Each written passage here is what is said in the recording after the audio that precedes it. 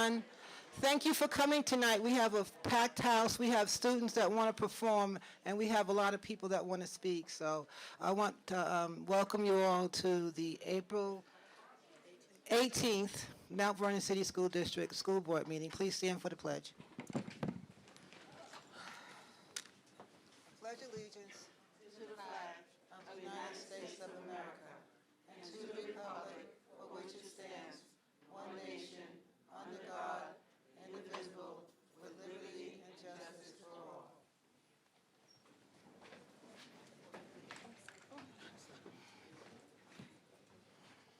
Roll call. Trustee Kelly. Here. Trustee Njenga. Here. Trustee Adesobi. Present. Trustee Gale. Here. Trustee Lenzi. Here. Trustee Kerwin. Here. Trustee Red. Vice President White. Present. President Saunders. Here. We have a quorum.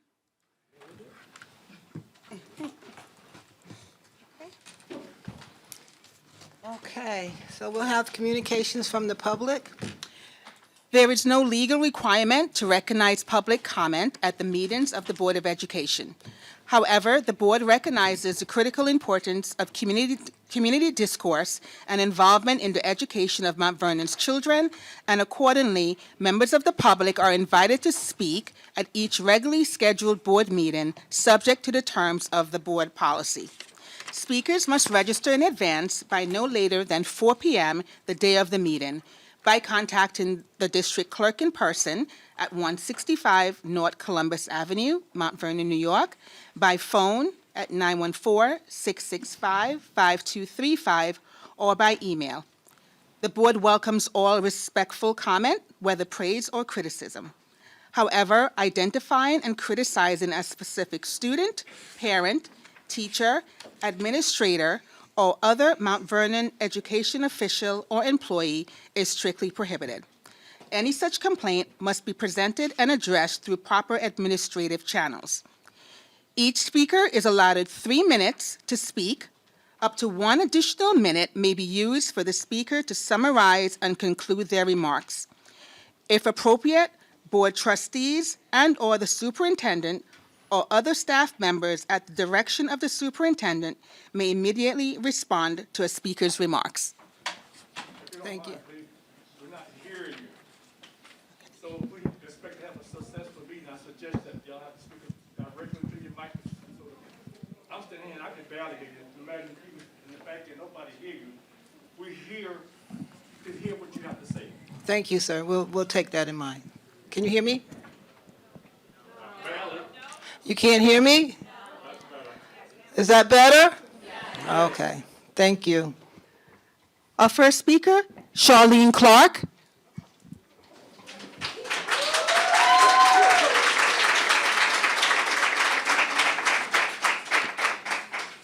Good evening, everyone. I'm Charlene Clark, building representative at Hamilton University for the Mount Vernon Federation of Teachers. Have you ever seen the look on a child's face when they feel unsafe? Have you seen their exuberance come to a screeching halt and turn into terror? On April 11th, students who were escorted to lunch abruptly returned on their own with a face full of tears and fear in their voices. As I sat in the classroom with these students, I had no answers for many questions they asked. I could not ease their fears, as I had many questions as well. For the first time in my 20-plus years of teaching, I witnessed chaos brought on by safety and security instantly being stripped away from the students. All of this happened due to a stranger being able to enter our school campus with a pit bull. Nothing impeded their entrance to the playground and cafeteria, except for the demands of fearful lunch monitors to leave the premises. Their sense of security could have remained intact if appropriate security measures were in place at Hamilton Elementary School. Security measures that the staff has repeatedly requested to be put in place over several years. Years of being dismissed, overlooked, and/or ignored due to a lack of stability with building leadership has allowed this moment to easily happen. The only people who seem to carry the emotional baggage of this disaster are the students, staff, and parents, as they are the only thing, along with poor security, that is consistent at Hamilton Elementary School. Since April 11th, where are we now? We find ourselves being reactive and not proactive. Once again, we find our school district operating in damage control because they ignored the constant complaints of things that needed to be put in place or repaired. Once again, we are witnessing our students being the collateral damage for curtailing systems that should have been put in place. Here we are, 8 days later, with the appearance of more work being done at Hamilton School than I have seen in the past 4 to 5 years. We cannot be a school district that proclaims for the sake of all children when school security is not at the forefront of its plans. Thank you.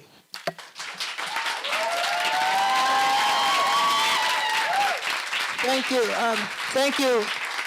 Thank you. Next speaker, please. Kyle Stewart. Kyle Stewart.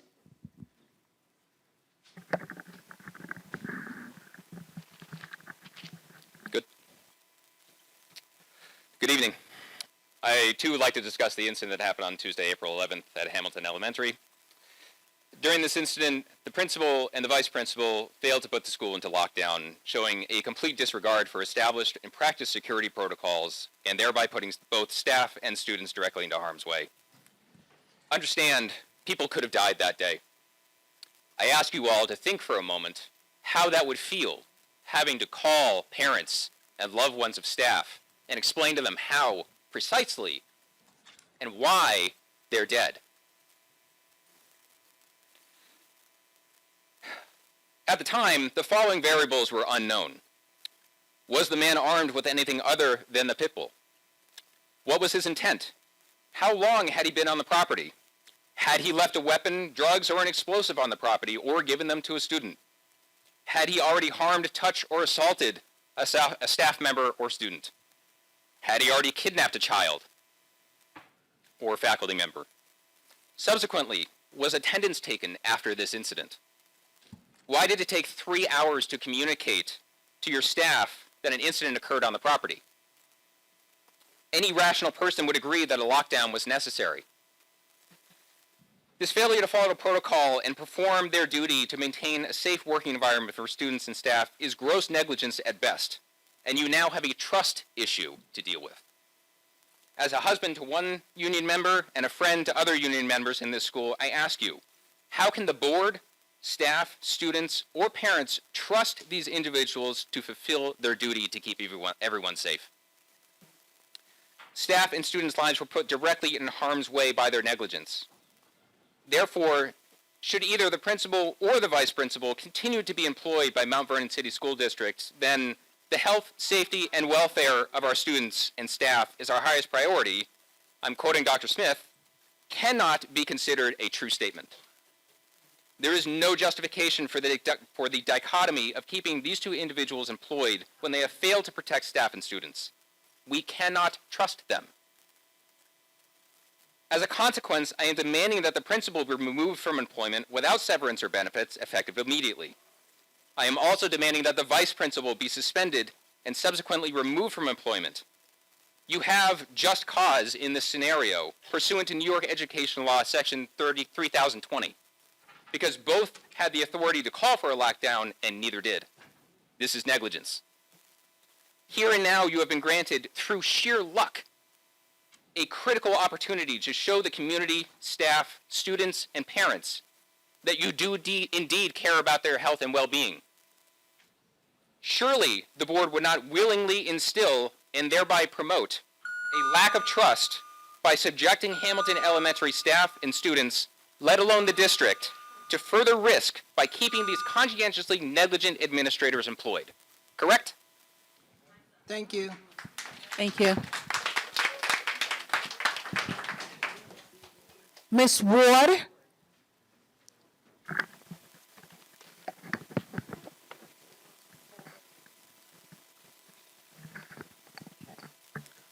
Good evening. My name is Quishak Couchy Ward. I'm also known as Miss Ward amongst my colleagues and students. I am also a MVTF union member, but a parent at Hamilton School. As a parent who has already lost a child due to the negligence of public safety, not in this town, but very close by, I will admit that. I am not in agreement with how things were handled last week at Hamilton on 4/11. Although we are fortunate enough to all be alive, there are procedures and protocols put into place to safeguard our lives, to statistically sustain and preserve life. And instead, there were a lot of judgment calls being made personally to resolve the problem. And the fact that I let students out of my classroom to use the bathroom so close to this incident, it really bothers me, because what if something had happened to them? I would have had that on my conscience on top of what I am already dealing with. There are not enough safety resources at Hamilton School, and I am being told throughout the years, this school year, that this is something that has been constantly requested. And getting an email as a parent and a faculty member that there is something that is to be installed on the gate to prevent further trespassers doesn't really put my mind at ease, but it asked me, why did it take this incident for something like this to be implemented? It makes me feel scared. My anxiety has doubled, and there is definitely a deprivation of trust. So all I want to conclude is, yes, thankfully, no one was hurt, but do you want to wait until someone is? Because that's what 2 towns over did to my son. They waited until that little boy was gone. And I promise you, I didn't get a sorry. I didn't get a sorry. Are you going to tell us you're sorry, or our loved ones, as Mr. Stewart had brought out? Please, there needs to be more.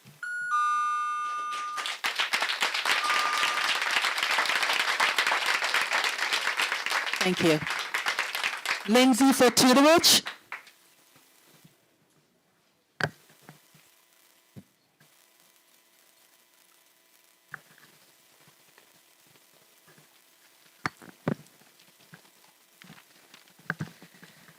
Good evening. I'm a mother of 4 at Hamilton Elementary School. I'm also executive PTA member at Hamilton Elementary School, and I'm speaking on behalf of all the teachers and the parents. First of all, this shouldn't have happened to begin with. I know there's only 2 security guards in that school. If one is out, one of them is taking the whole school. But it takes this to implement only 1 guard, 1 extra guard in that school. Here's the big problem. I know in other school districts, when something like this happens, the superintendent and the board are right on top of it to send out a notification that something is happening and it's getting taken care of and your students are safe. Okay? And the call continues throughout the day until the incident is clear. That's what should have been done to prevent the chaos and parents finding out through News 12 or their child. It's not the principal's fault. It's not the vice principal's fault either, because they're going on what you guys tell them to do. That's the problem. Okay? That's the problem. You waited too long for a 5 o'clock phone call to go out about what happened at the school, when all I had to do was ask my son what happened. He told me, and I went across the street and spoke to News 12, and they told me what happened. That's not how it should have happened at all. At all. And then last night, when I signed up to speak here today, an automatic email comes out from you guys, the board, of what you're implementing. It should have taken this long for that to happen. It's, in other words, you're trying to pacify us to be quiet because this is what now you're implementing. This should have been done a long time ago. A long time ago, okay?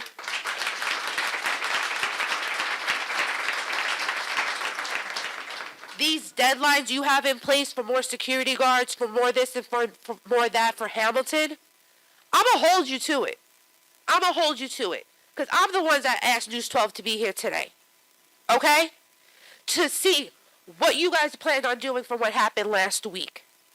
And I mark my words, if none of this changes, they will be back with me, along with the teachers that have my back, that are in the back of this room. Because it's not fair. Okay? It's not fair at all. It's not fair at all that my kids, 2 of my kids were here. These are my 2 youngest. She was outside playing when this happened.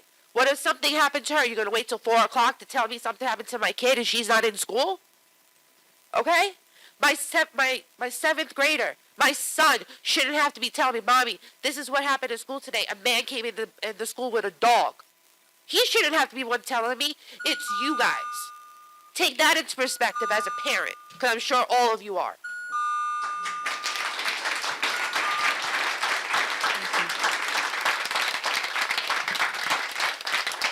Thalia Langley.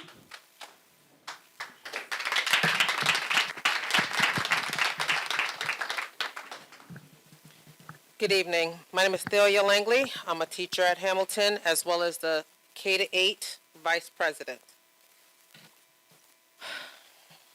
On Tuesday, April 11th, I had to witness the absolute terror that the lapses in security had on the students at Hamilton Elementary.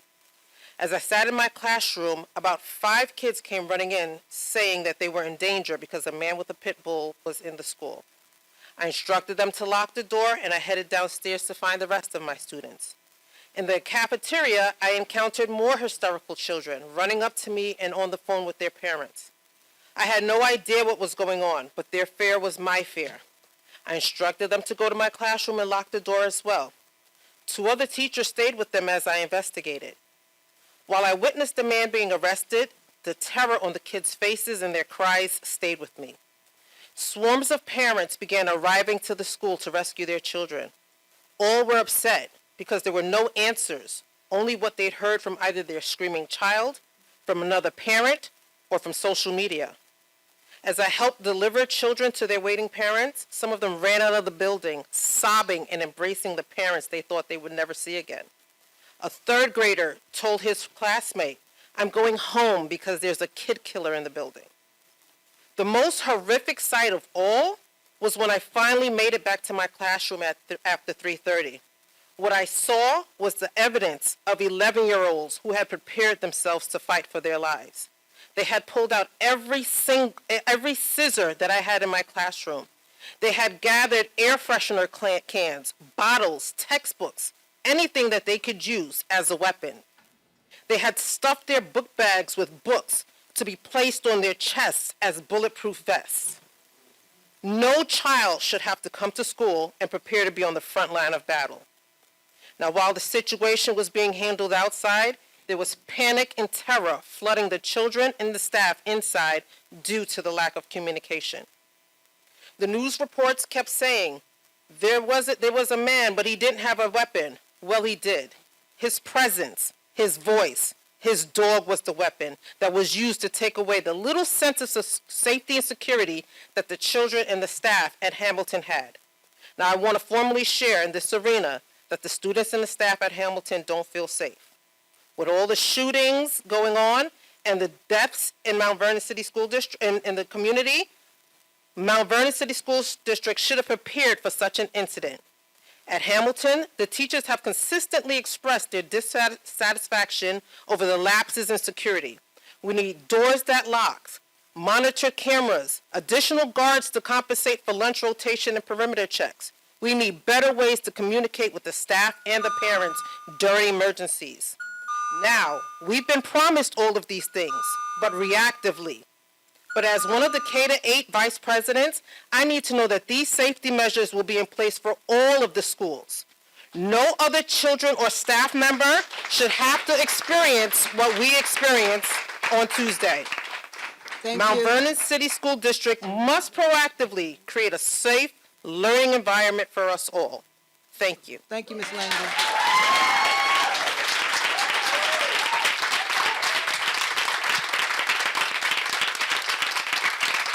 Marcia Brown. Marcia Brown.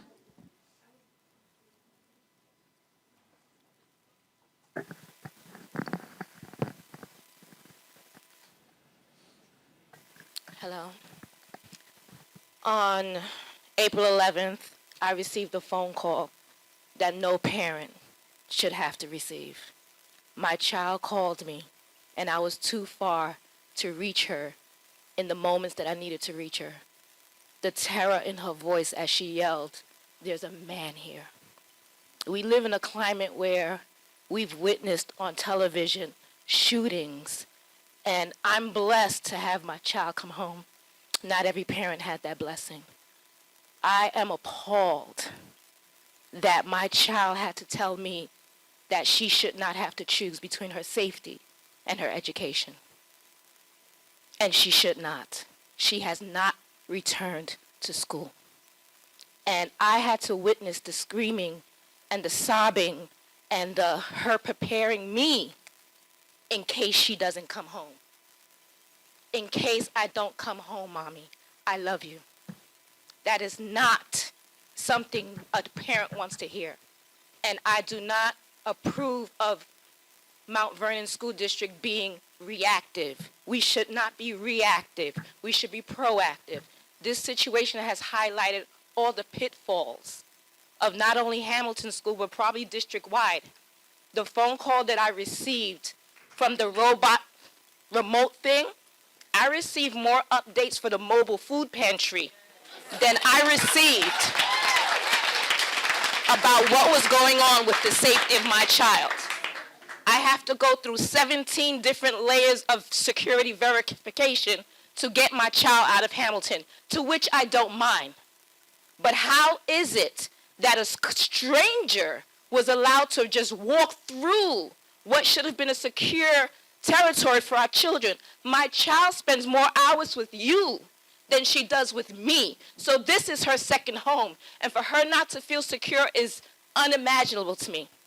Unimaginable to me. It does not make sense.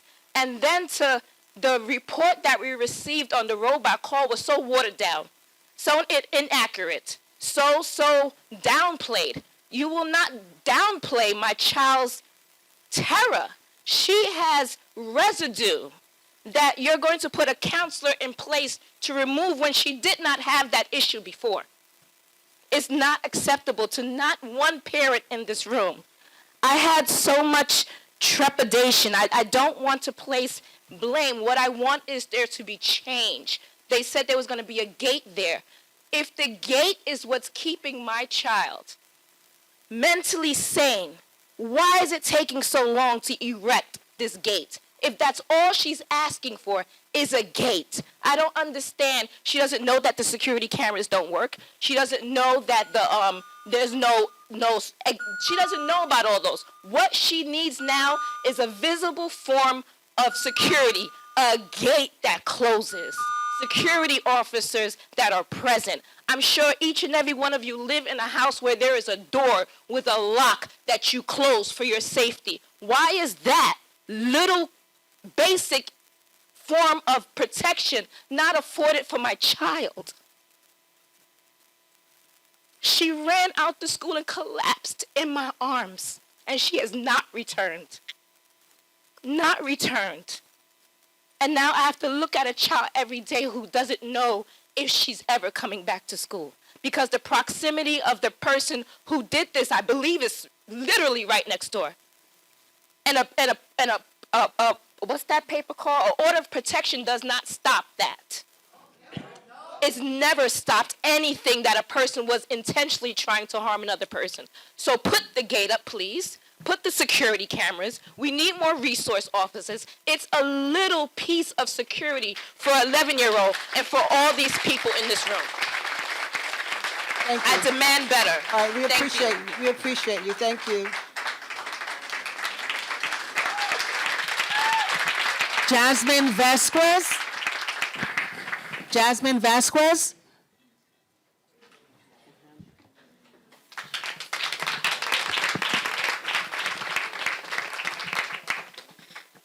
Afternoon. Basically, what happened, this guy who came with his dog came to the playground and got upset and demanded us to sit down. So during this time, I was scared on what was going on. And I had thoughts like, what's going on? And does he has a weapon? Am I going to die? And a student starts crying. And when he came back again, the school didn't do anything. Like there wasn't any security or police officers. And that's when people said something's in his hand. A bunch of students were crying and calling their mom, and he left to go to the roof. And when he came back, the third time, we had to go to the hallway, where the man was literally outside of the hallway. He would manage to get inside of the school cafeteria. Everyone was afraid. There was tears everywhere. I think the school seriously needs to protect everyone. Anyone could have got hurt or even died.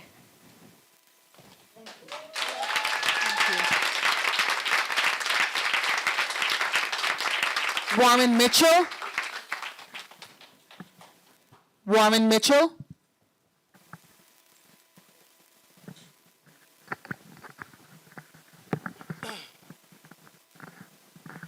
Thank you. Good evening, board, superintendent. First, I want to salute every Hamilton employee that just stood up and spoke and cast the idea of retaliation from builder leadership to the side because you felt that what you had to say was more important than the rampant understanding for so many years that if you speak out about things that you don't like and that you don't see, you're going to be retaliated against and have no one on your side to back you up. So I want to salute them right now. Took a lot of courage to come up here. Young lady that just left here, I have babies your age. I don't even know if I would have been able to sit in my seat the whole time if she had to say what she had to say, what you had to say just now. So let's just talk about a couple things. First of all, there's board trustees that are on safety in buildings and grounds. Let me ask, did the trustee go check the building the next day? Did they come by? Did they come through for an assessment? Did they talk to the children? Do the people in Hamilton or any of our other schools know who their board trustee is until just recently? All right. And have they seen any of their trustees in their buildings? This is the type of thing that we should not have to wait until something like this happens. We're in a time when children are being targeted for heinous and wicked acts. We're seeing it all over the country and almost weekly now. For us to have a door open that a person could walk in with a dog that we know to be known for a attack dog that has the ability to shred a child to pieces and nothing in place to stop that, absolutely ridiculous. What about the mental health of the children, and what about the mental health of our teachers, our building leads, and our employees? Who's caring about them? Who's actually saying to themselves, we have to get support in there for them? Children are dying on our streets seemingly almost every week, every other week. Are we having support in our buildings for those children and those teachers? If I had a dog walk in my building that I know was a killer dog, I'm going to be upset too. And I'm going to say this. The tax situation that's been going on, the zero tax increase and all of that, let's make it straight. There is no drive to just create tax increases. It's a drive to make zero tax increases work and be responsible and fiscally healthy. There's a difference between just saying zero tax increase, no cuts, and then a bunch of cuts happen on the low, and all kinds of things go wrong, and we lose programs, and the kids are back on the street in an already anorexic program district. And when board trustees sit and hear people come up and talk like this, the blank looks and the quietness, it really just kind of comes across as a slap in the face and the middle finger to babies and adults alike. Come out to your buildings and get involved. Get your hands dirty and roll your sleeves way up high. That's what this should be about. Thank you.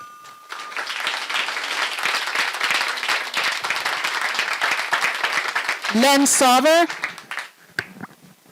Len Sarver. Good evening, Board. I was part of the Budget Committee, and I commend the committee and Mr. Silver for coming up with a budget that I think is going to be very palatable for the community. But that's not what I'm here about. I'm here about talking about revenue for the district.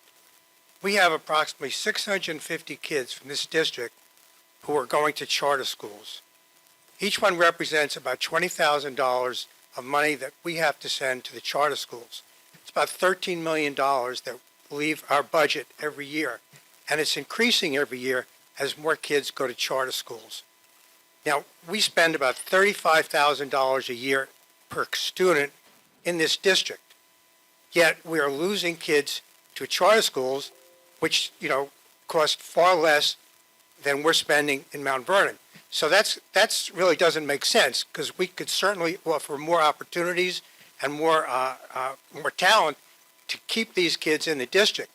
And if they continue to leave the district, then we'll continue to lose money, and the district will eventually have to decide if it even wants to stay in place anymore. And we'll end up having a situation where the only people you have here in the district are people who have not made a commitment to charter schools because, one, they don't know about them, or they're not that concerned about it. So that's your issue that you have to deal with to try to get kids back from charter schools into the Mount Vernon School District. The other part is that we have a lot of kids who are paying tuition in other districts. Now that is a benefit to us in the sense that we are not spending money to educate those kids, but it's an insult to the Mount Vernon school system that people would rather educate their kids elsewhere and pay additional money than educate them in Mount Vernon. So I think the board has an obligation to understand what we can do to get kids back from the charter schools into the Mount Vernon school system, and to get those kids whose parents are paying tuition, to get them motivated to come back into Mount Vernon. And that would help in both ways. It would help, first of all, it would make the school district more attractive to people. It would help in the assessments. If kids start coming back to Mount Vernon, you'll see houses start selling for more money. Assessments will go up, which will mean there'll be more money into the district. Right now, assessments go down every year, about $1 million a year. That has to be made up by the rest of the community. So I'd really like you guys to start thinking about something more macro, and that is making Mount Vernon more attractive to get those kids back from the charter schools and to attract the kids who are spending money elsewhere to bring them back into the district. Thank you. Dwayne Murray. Dwayne Murray.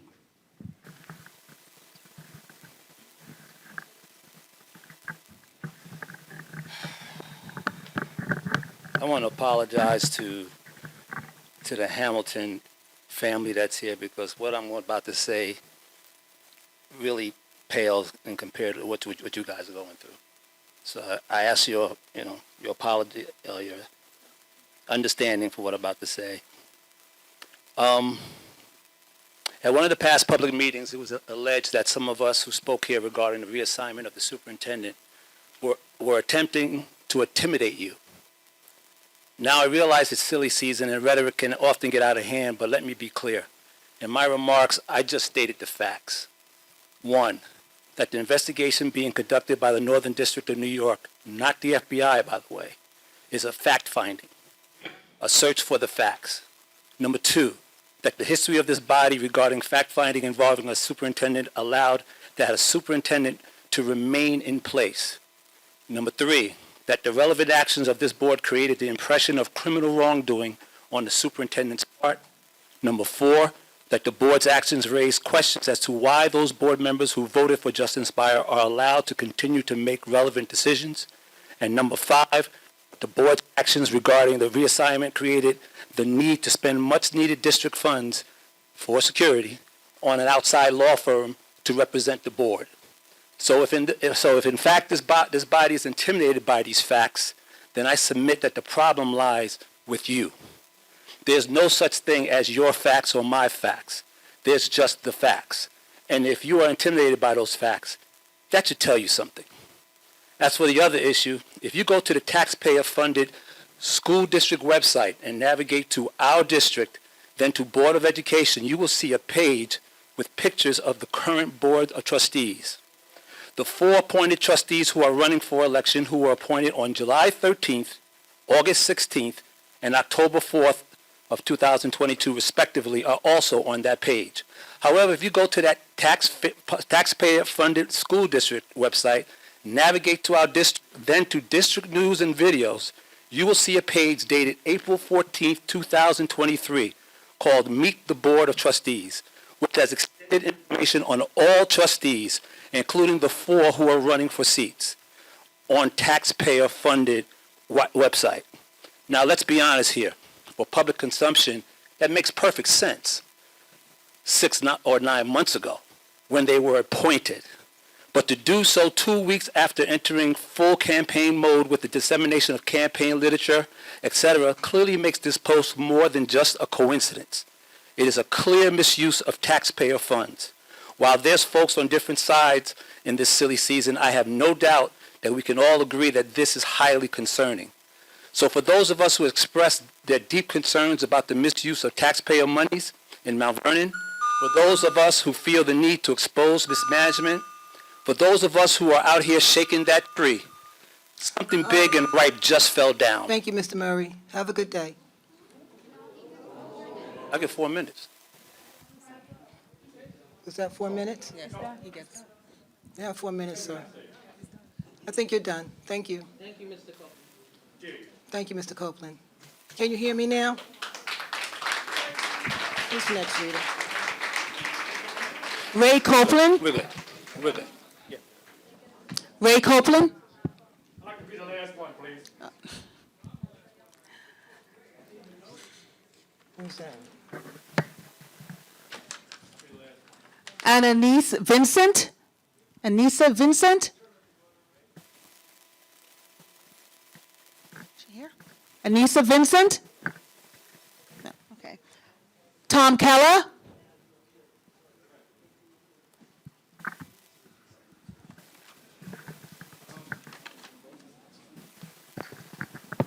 Ray, you're supposed to be next to last. Mr. Keller, we have a lot of people. Come on. All right. My name's Thomas Keller. I've been on the Budget Committee for a good part of the last 10 years.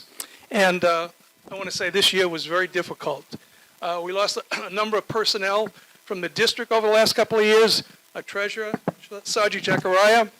We lost Amy Mosel that Superintendent Hamilton brought with him when he left to go to Greenberg or whatever. She left just at budget time last year. We lost Marlon this year. Those 3 people did a lot of work with the Budget Committee. We lost 2 other people. One trustee, Melissa Munoz Patterson, was an MBA, a law degree. She had the committee for about 3 years, also on the audit committee. We lost her. We lost Rick Powers, arguably the most important person on the Budget Committee, short of Mr. Silva. He did extra work going over the other 4 districts in Westchester County, White Plains, New Rochelle, Mount Vernon, Yonkers, and pointing out that we have a little more overhead than they do. Example, New Rochelle, 10,000 students, 9 buildings. We have 7,000 students, 15 buildings. Well, I'm not counting this building. Okay. We also lost a payroll person who went to Florida. This has put a tremendous strain on Mr. Silva because he's got all these people, all these functions reporting into him with a lack of staff. Then, this year, the city says, we don't have $11.7 million to pay you.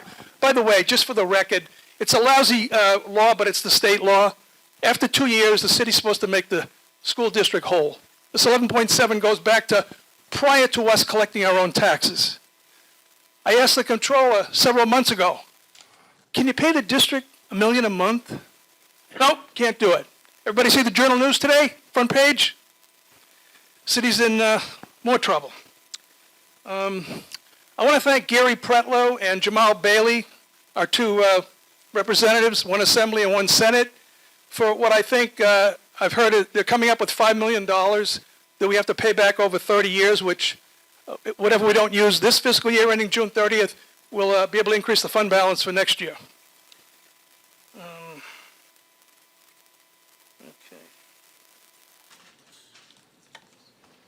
Okay. The other thing here too is, even though we collect our own taxes now, only the city can foreclose on properties.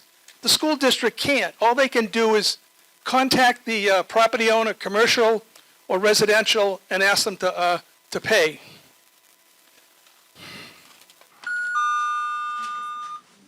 Just a couple of weeks ago. Mr. Kelly, your time's up. Yeah, but don't I have an extra minute? 3 plus 1? You spend 4 minutes, Rita? Anyway, Yes, I- 1 minute. okay, Mr. Keller, that's enough time. okay. I believe the budget is. Mr. Keller, Couple- Mr. Keller, your What? time's up. I get 4 minutes, 3 plus 1. You have 4 minutes already? Come on. Anyway, Mr. Keller, I really appreciate you, but your time is up. all right, a couple of weeks ago, we had an $8 million deficit in the budget for next year. Mr. 269 Keller, versus Mr. 261. Mr. Mr. Keller- Silva's done Mr. a tremendous Keller, job in Mr. cutting Keller, that deficit. Mr. Keller, please, thank you. We have a full house tonight. We're trying to listen to everybody's speech. Not for the house. Excuse me? of our children. Safety. Yes. Now, listen. Mr. One final Copeland, would you thing. like to yield One your of the time? One of two schools has to be closed in the future. I'm not going to say which ones. This goes back to Judith Johnson 7, 8, or 9 years ago. Mr. Keller, thank you. I apologize, but your time is This up. is really disappointing. We have to, thank you. Sum up. Read, Lorna, I'll continue the next meeting, but I hope you pass the budget for a 0% tax increase. He did. Kudos to Mr. Silva for all the work he's done. Ray Copeland. Our next speaker, Ray Copeland. Reporting to him. Thank you, Mr. Keller, I appreciate you.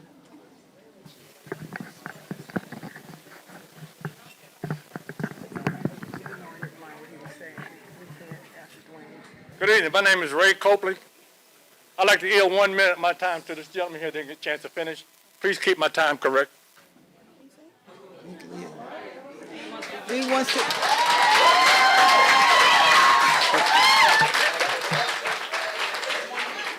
Thank you, Mr. Copeland. I don't need a minute. I just was going to, I was just going to, I was just going to ask that, that you cease and desist from doing it. But honestly, I'll just say this. The idea of stifling people's feelings by trying to take time away, you are proving people right. Have a nice day.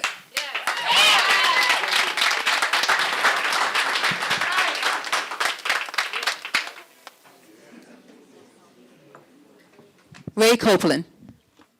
The clock's still running. I ain't said nothing. What are you doing? Get it right.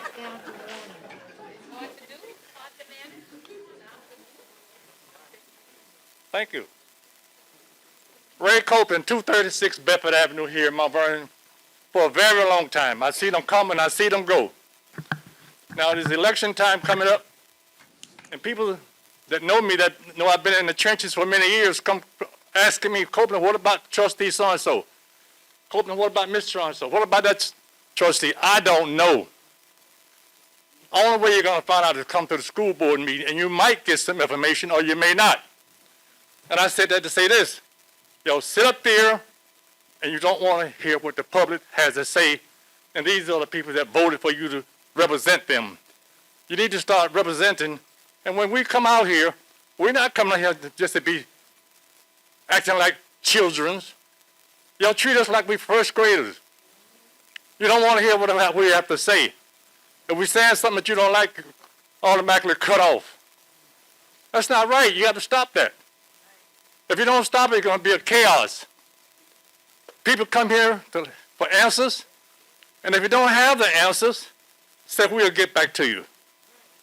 So the person come back to the next meeting, and you still don't tell them nothing. So why are we coming here? You have to stop it. I tried to make an arrangement for us to have a meeting before the meeting, but I didn't get a chance to set it up the way it should be. But somewhere along the way, we're going to have to strengthen the relationship between y'all and the community, because you're treating us like children. We're not children. Sit down, Johnny. Your time is up. Can I go to the bathroom? No, you just went to the bathroom. We're not children. Stop it. I'm serious. And most of y'all up here, due to the fact that I have not been in circulation, I don't know your name. You got your names in front of you, but I can't see it.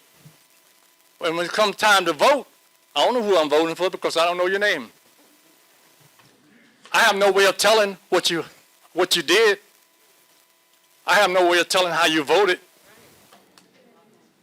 How am I going to vote and make an intelligent decision who I want to go put back in that seat? That needs to be stopped. If I get a big piece of paper and put it in front of your name, and you see the person's name on TV, so that's Miss So-and-so, that's Miss Johnny, that's Miss Mary. That's the only way you can properly be identified when it comes time to vote, based on what you did.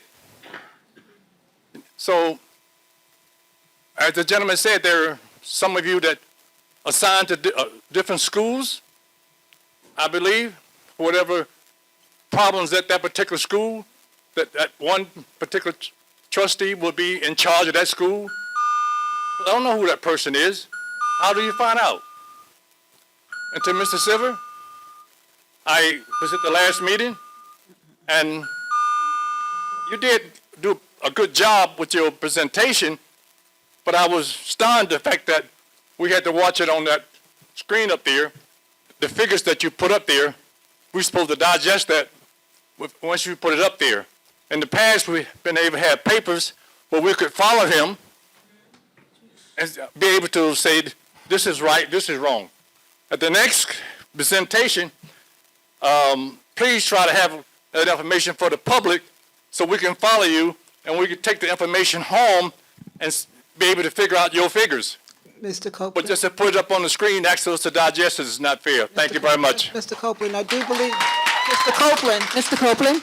Mr. Silva has the papers for you tonight, okay?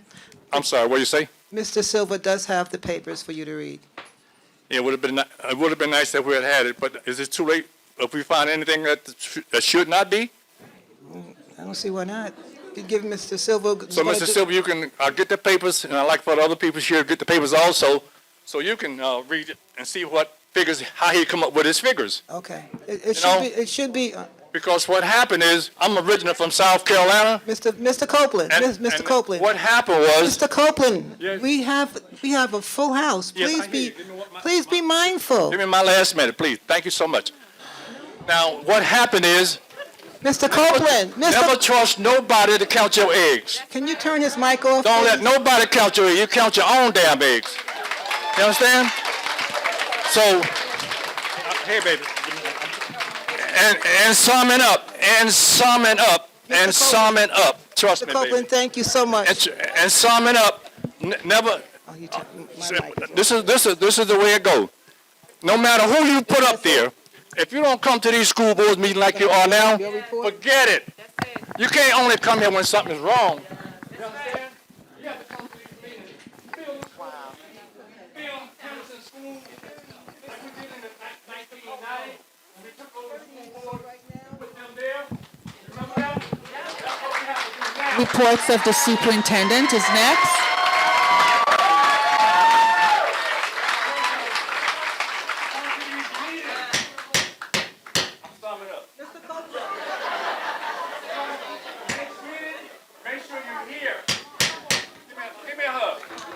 All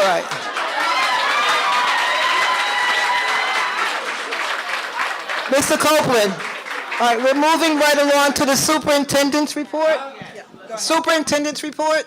Thank you, Mr. Copeland, for your time.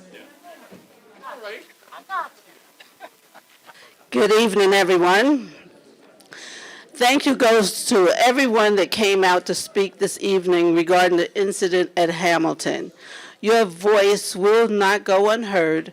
April 11, 2023 is a day that we cannot ignore. What our students and staff experienced that day was very unfortunate and scary. A situation like this can never happen again.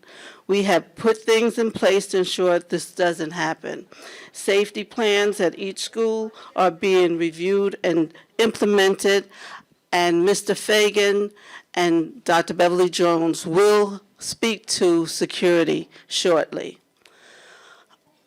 I would like to express my deepest condolences to the family and friends of Tamani Turner. He was well loved by the turnout that he received today at his funeral. Let's have a moment of silence for Tamani.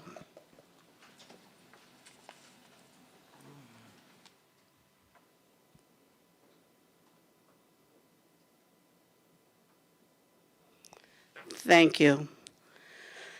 Thank you goes to Assemblyman Pretlow and Senator Bailey for providing financial support to the Mount Vernon City School District. Thank you also goes to everyone that contributed to making Autism Awareness Day a very, very special day. A special thanks goes to Ms. Teresa Scott for her contributions to the event. This evening, my superintendent includes students. So I would like to ask Dr. Gabaton to introduce the students from some very exciting programs from Denzel Washington School, Mount Vernon High School, and STEAM Academy. Thank you.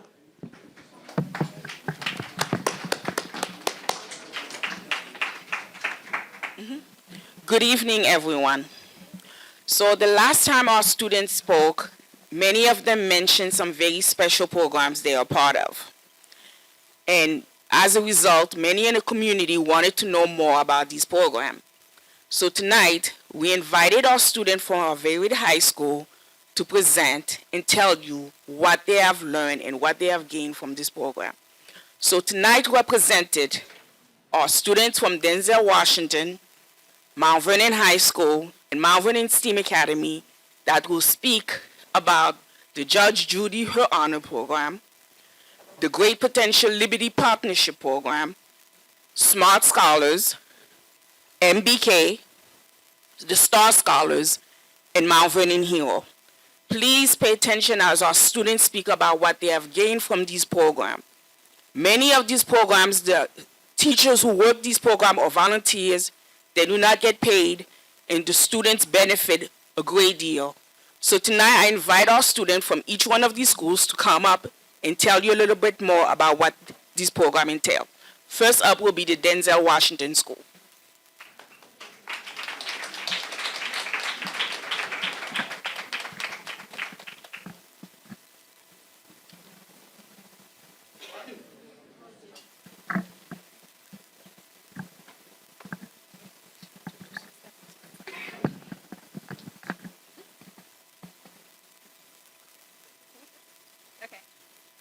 Good evening, everyone. Good evening, families and staff. My name is Leslie Bastida. I am a 10th grader at Denzel Washington School of the Arts. I'm representing with Celine Buchanan the Liberty Partnership Program. First and foremost, the program has offered many opportunities and events that are most of the time unknown for. For example, younger students in our generation may not take advantage or may not have the advantage to be in these programs that conduct well establishments. Secondly, our high school counselor, Ms. Masajo, as well as our teacher, Cassie Leone, have worked hard as well as bringing the program closer to the students of Denzel Washington. The program has incorporated mental health throughout high school, as well as worrying off the wonders of our future education, which is also college readiness. Recently, we had a trip to Purchase College, April 12th. It incorporated us in that mindset that we're getting ready to go to college. We're in 10th grade, and it's moving very fast, and it's very hectic. And the Liberty Partnership is very intriguing because it doesn't establish just one thing. It varies. It's very interesting, and it's very fun, and it cares for us. And it helps us know things, and it brings knowledge to our minds that we didn't know that we can have. Thank you.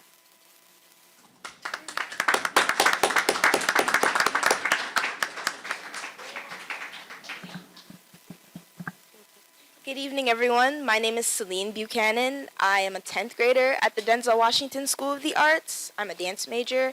I'm also part of the Great Potential program. It's a great program. This is my first year in the program, actually. And what we try to focus on, as well as we are in our arts school, we try to incorporate arts and into Great Potential. We have an arts management class that we take Tuesdays. I don't take it, but Leslie takes it. It's basically where students from Purchase come down from the school, and they talk to our students about arts management, mental health, and it's a great program because most recently we have to work, and as students we always have to work on our mental health.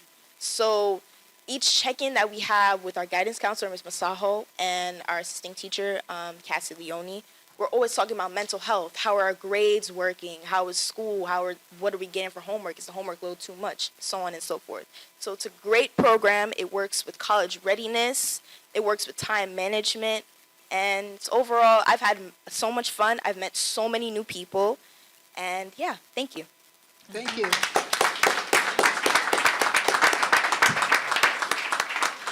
So Mount Vernon has been part of the Great Potential program for over 30 years. This program has existed.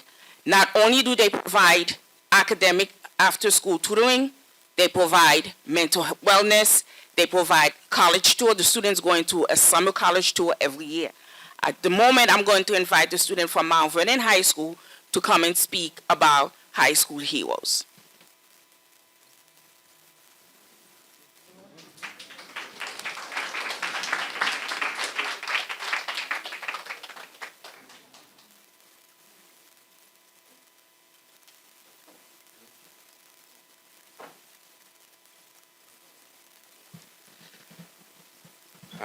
Hi, hello everyone.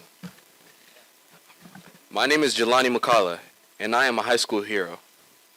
My experience with this program was very positive. As a hero, I taught in 3 elementary schools. It was very fun teaching the students using the high school heroes activities. The students were very engaged. They were also very bright. We talked about the economy, entrepreneurship, and careers. I also learned from this experience. I was very nervous when I started this program. And after my first experience, I became more confident and embraced my speaking skills. I am now considering becoming a school counselor. I am so happy Ms. Trombetta recommended this program, and I'm proud to say that I am a high school hero. That's all, I'm sorry.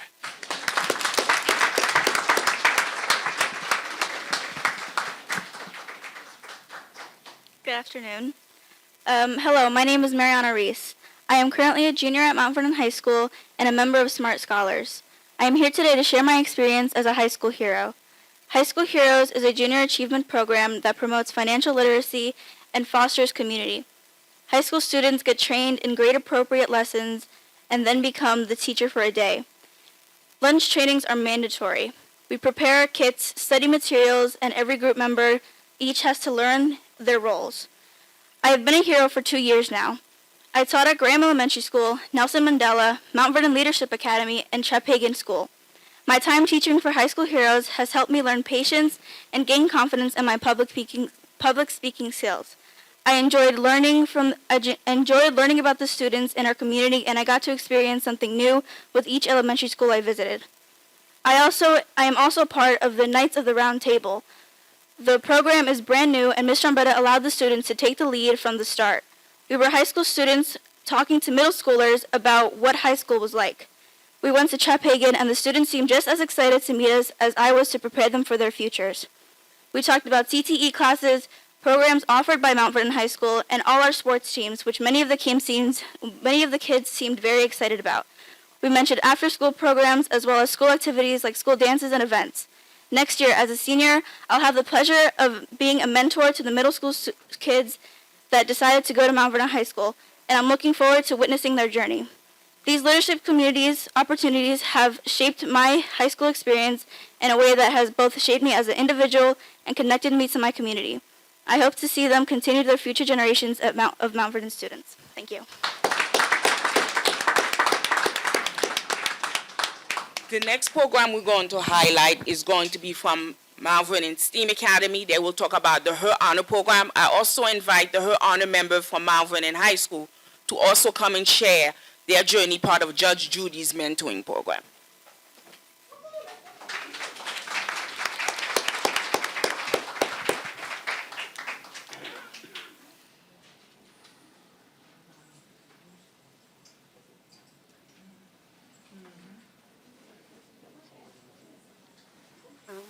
Good evening, Board of Trustees, Superintendent Dr. Smith, and members of the community. My name is Jalea Kerr, and I am a mentee in the Her Honor Mentoring Program. This program was developed by Nicole Schindlin and Judith Schindlin, known to many as Judge Judy, as an innovative and pragmatic way to boost self-confidence in young women in the workplace and everyday life. In this program, I have been paired with a mentor who is in the field that I want to pursue, which is medicine. Her name is Charisma McCoy, and she provides me with resources and advice for my future career in life.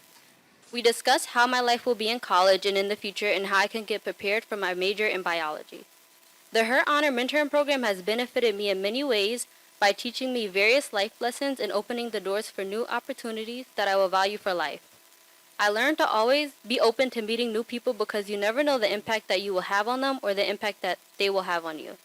I gained many connections through this program and met many great people along the way.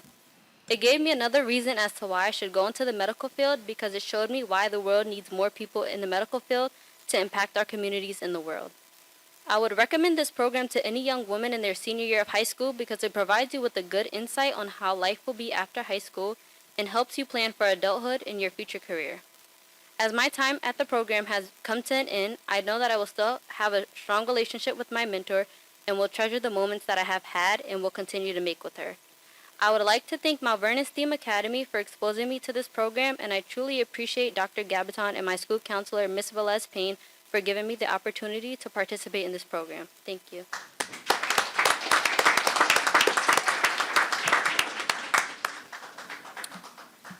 Good evening, Dr. Smith, Superintendent of Schools, distinguished members of the Board of Education, parents, and fellow community members.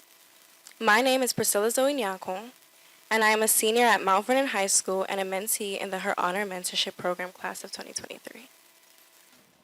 As a member of only the second graduating class of International Baccalaureate Diploma Program candidates and a Her Honor mentee, among many other activities, this for me has been a very exciting and busy senior year. Yet I am so honored to share the IB principles I learned and practiced in school with my Her Honor mentor, so that she can help me perfect them in the workplace.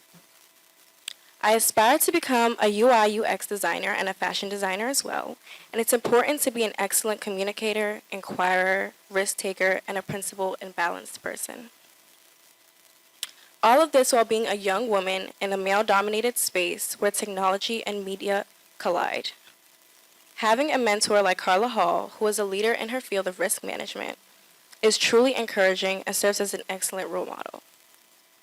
Moreover, my sister, who also graduated from Mount Vernon High School and the Her Honor program, has been a source of great inspiration and support. I am grateful to be a Her Honor mentee, and I hope the program continues at Mount Vernon High School. As my sister passed the baton on to me, I hope to pass it on to other ambitious young women at Mount Vernon High School so that many others can have these excellent and exciting experiences as well. Thank you. Thank you.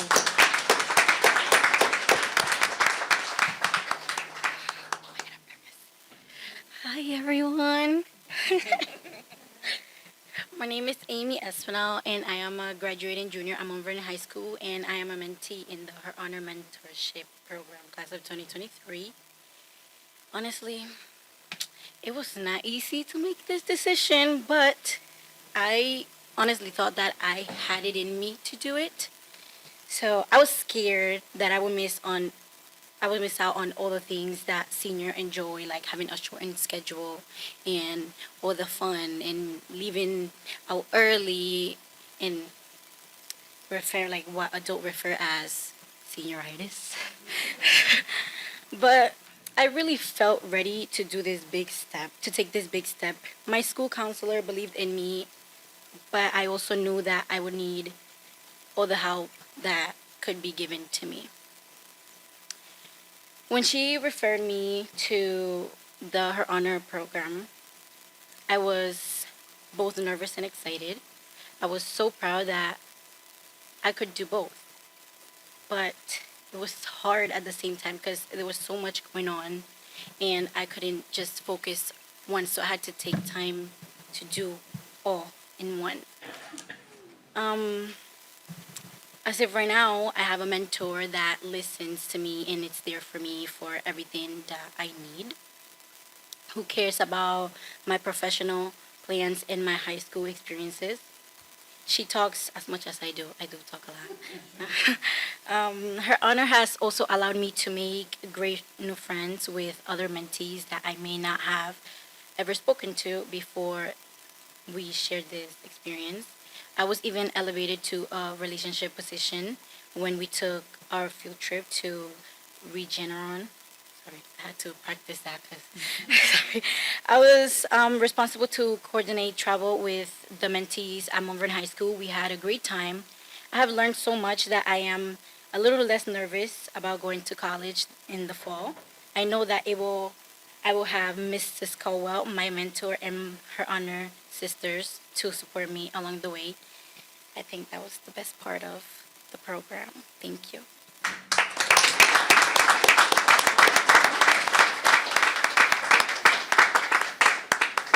So right now, I am also going to invite the student from the Star Scholars Program. Star Scholars actually is a program that actually is very championed by a former board member that will pick students and help them through their later high school experience to get them ready to college. So I invite all our Star Scholars to come to share their experience with you.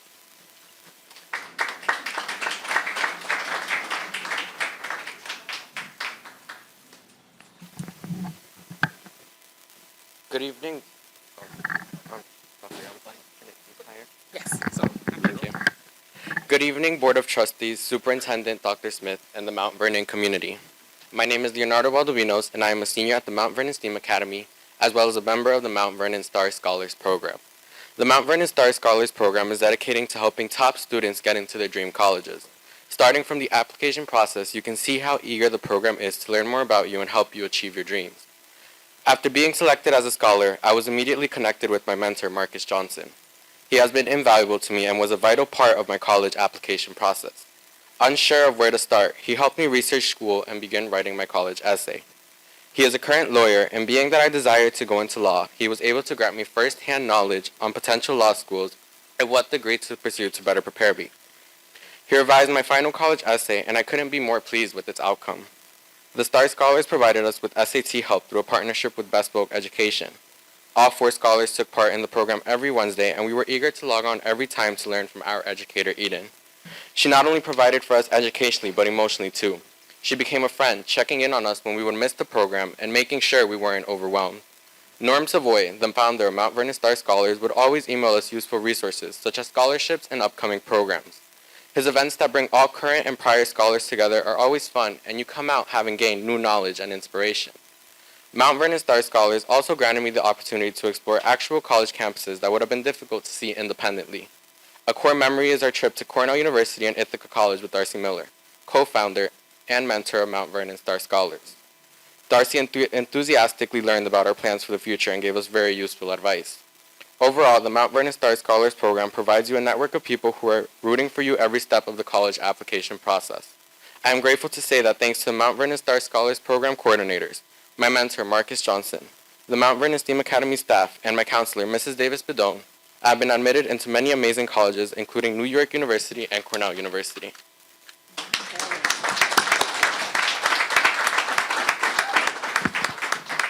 I know it's a lot, but we have two more programs I want to highlight.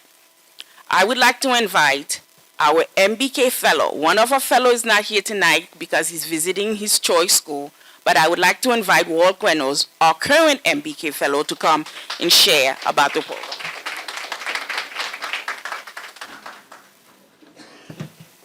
Good evening, Dr. Smith, Superintendent of Schools, Board of Education, President, and all board members and community members. My name is Walt Reynolds. I am a Mount Vernon Senior Knight, an IB student, an employee, a future CEO, and a friend. I immigrated from Jamaica in 2020 at 15 years old during the global pandemic. It was one of my life's greatest challenges, but I am strong and determined as I am resourceful. I am also supported by some amazing adults who saw something in me that all the chaos couldn't hide. My teachers, Mrs. Gonzalez, Miss Joseph, Miss Sherlock, who never take no for an answer, my school counselor, Miss Williams, who never let me give up on anything, and my mentor from the MBK program, Mr. Campbell, who doesn't hear I can't or negative words. I am going to college in the fall to pursue a bachelor's degree in business management, where the opportunities of finding the career I've dreamt of are limitless, because I am limitless. I endeavor to make my teachers, family, and most importantly, myself proud. As an MBK fellow, I have learned that with great support and hard work, you can do anything, whether in school, at home, or in the community. I have met some amazing people and recently had the chance to travel to Albany to represent the Mount Vernon High School and our great city, alongside my new MBK brother, Rayanu Adams. MBK has truly helped me to see what's possible. I am Walt Reynolds, and I am my brother's keeper.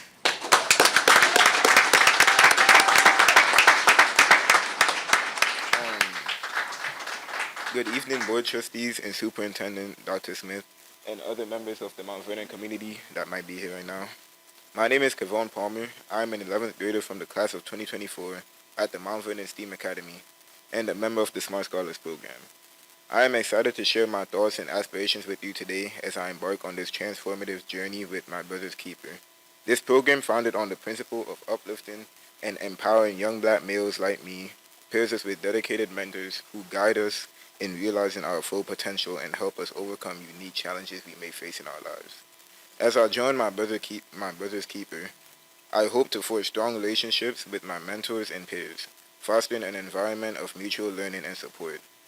This program, I believe, can be a game changer in my life, providing me with the tools and guidance I need to unlock my potential and strive towards excellence. Through the mentorship and educational opportunities offered by my brother's keeper, I look forward to personal growth and development, as well as the chance to give back to my community by inspiring and uplifting others who walk the same path. I stand here today filled with anticipation and gratitude, ready to embrace the life-changing experiences that my brother's keeper has in store for me. I'd like to thank the STEAM family for supporting me on my journey to find a better version of myself.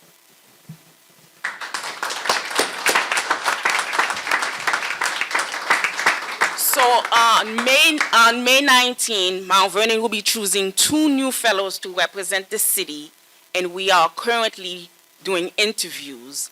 We have 40 young men who has applied to be the next 2 my brothers. So I would like to invite the students who are part of this program. And next September, we'll have 2 cohorts taking college classes, more than 250 students. So I would like to invite the students from all 3 high schools to come and share with you what it's like to be part of Smart Scholars.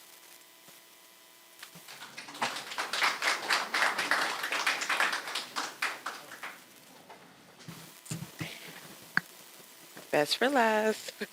All right. Good evening. My name is Jazzy Christine Marsh, and I am a 10th grader part of Smart Scholars that goes to Mount Vernon High School. This program is truly amazing, for it is welcoming and very supportive.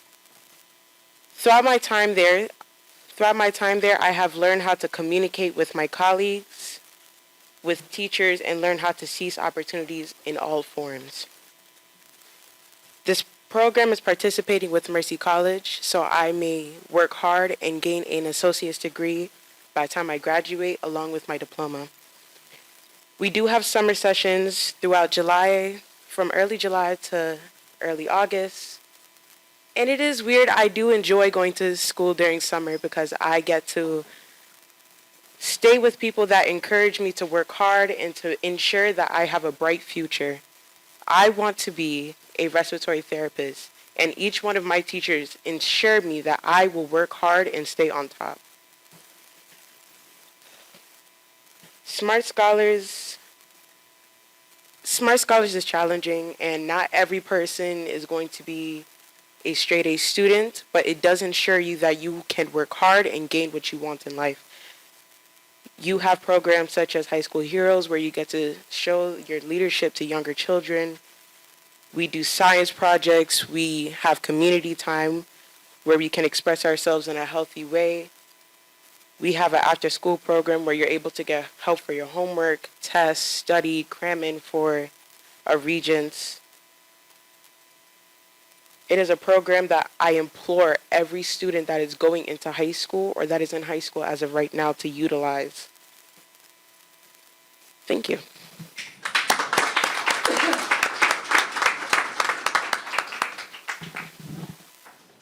Good evening, Board Trustees and Honorable Superintendent Dr. Smith. My name is Francesca Tavares. I'm in the 11th grade, and I attend the Mount Vernon STEAM Academy. I am also a part of the class of 2024 Smart Scholars cohort, which is partnered with Mercy College. You might be asking, what is a Smart Scholar? As a Smart Scholar, I am a dedicated and persistent high school and college student. While there are many other programs that students can be a part of, the Smart Scholars program is unique as it allows students to receive college credits while also getting a high school diploma. The Smart Scholars program allows students to reduce student tuition costs because of the compressed time needed to complete a college degree. It also provides academic and guidance support that will address students' needs, such as emotional support, and will begin to prepare students, such as myself, for a fulfilling college experience. During my time as a Smart Scholar, I have created stronger relationships with my teachers and administrators as I work with them on a day-to-day basis. Smart Scholars offers academic enrichment to ensure we are successful in these courses. This year, I am taking AP Chemistry, AP US History, Pre-Calculus, AP English, Language and Composition, as well as WIN, which is an acronym for What I Need. In WIN, we learn life skills such as interview and public speaking, how to handle life stressors such as peer pressure, conflict resolutions, and college preparation.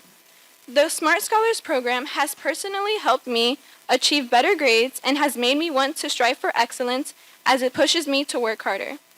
The Smart Scholars program has made me strive to apply to different competitive scholarships such as the NSLIY scholarship, an all-paid-for study abroad scholarship created by the U.S. Department of State, in which I became a finalist to go to Turkey for free in the summer of 2023. I know that the Smart Scholars program will help me in my senior year when I apply to college scholarships and universities. I want to thank the STEAM family, such as Miss Marte and Miss Pogue, for giving me this extraordinary opportunity to be a part of the Smart Scholars program. I also want to thank Dr. Smith and the Board of Trustees for allowing me to be here today.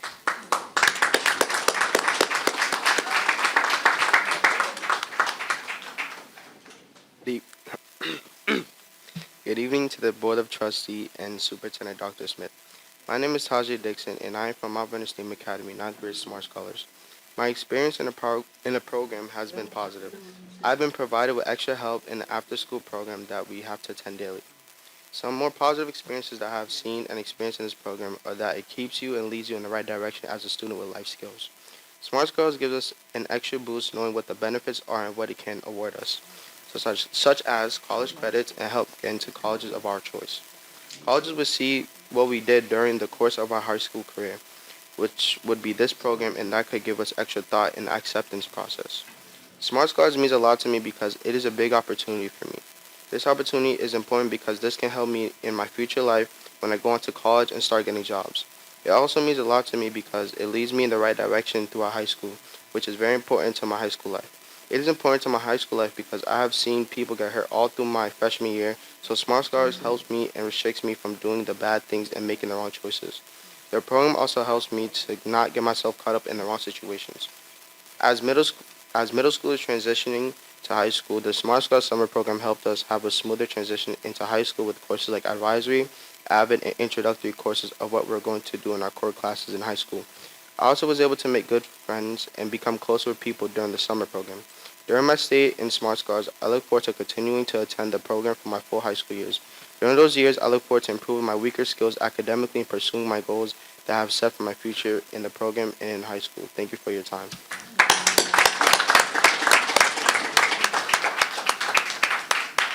Good evening. My name is Jonathan Morrison. And I'm Roger Denton. We are currently enrolled in the Smart Scholars Program at Denzel Washington School of the Arts and have been members since our freshman year of high school. Smart Scholars is essentially a program that prepares us for the challenges and opportunities we have to face in college as young adults. For example, we learn the importance of time management and daily responsibilities to have a successful learning experience. Previously, we have taken AP World History and are currently taking AP English Language and AP US History and receiving college credit for those classes.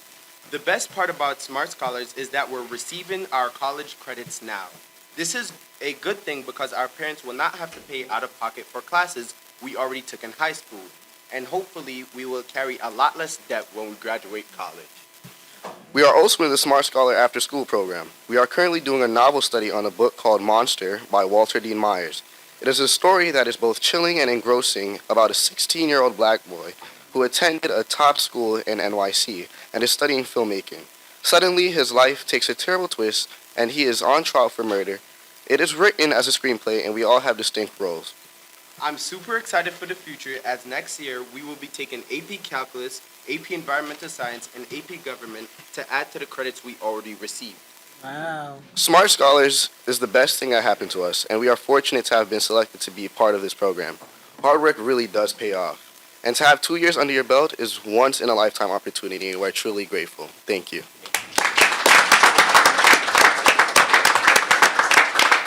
This is our last student who will speak.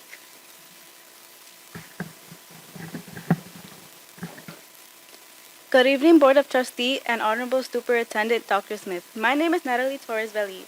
I am in 11th grade at the Mount Vernon STEAM Academy. 2 years ago, I've been offered the opportunity to be part of the Great Potential Liberty Partnership Program. You may be asking yourself, what is this program about? This program has helped me grow as a student, exploring new things that I wouldn't be able to do on my own. Without this program, I wouldn't be able to be where I am right now. There are so many other programs out there, but there isn't one like this.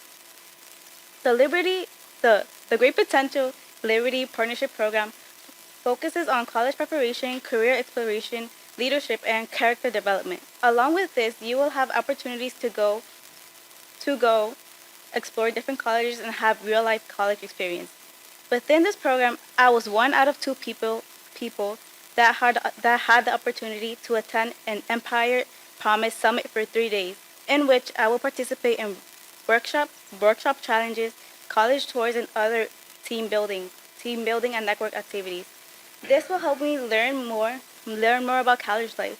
Also, within this program, I was able to attend a SUNY Purchase College where I learned how to manage myself and not to be stressed, to not just survive but thrive. I am proud, I am honored, and I am thankful to be a part of this program. It has prepared me mentally. It has helped me gain more knowledge about college. It has helped me grow more as a person and to not be scared and to take opportunities that is right in front of you. As the school year slowly comes to an end, I'm looking forward to use this knowledge and experiences towards my last year of high school, so I can get into a good college and to pursue my dreams. I would like to thank Dr. Gaviton and Ms. Veliz Payne for helping me every step of the way. Thank you and have a wonderful night. That's it. Thank you.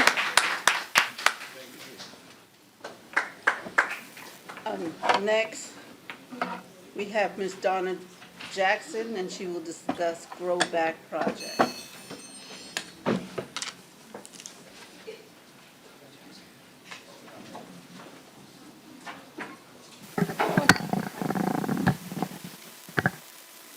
Good evening, Board Trustees. Good evening, Dr. Smith. Good evening to the attendees in the audience. My name is Donna Jackson. I am a resident of Mount Vernon. I am the current Deputy City Clerk for the City of Mount Vernon, and I'm also a member of Alpha Kappa Alpha Sorority Incorporated, Zeta Nu Omega Chapter. Our chapter, where Dr. Karen Williams is the chapter president, has several important impact programs. We promote unity, we encourage college attendance, and we work to alleviate problems. Our goal is to be of service to all mankind. Over the next 4 years, we have a major initiative called Enhance Our Environment. And amongst many things, shredding, recycling, waste reduction, planting trees, one of the major projects that we're working on is gardens. So we are here tonight because there is an initiative on the agenda called the Grow Bag Project.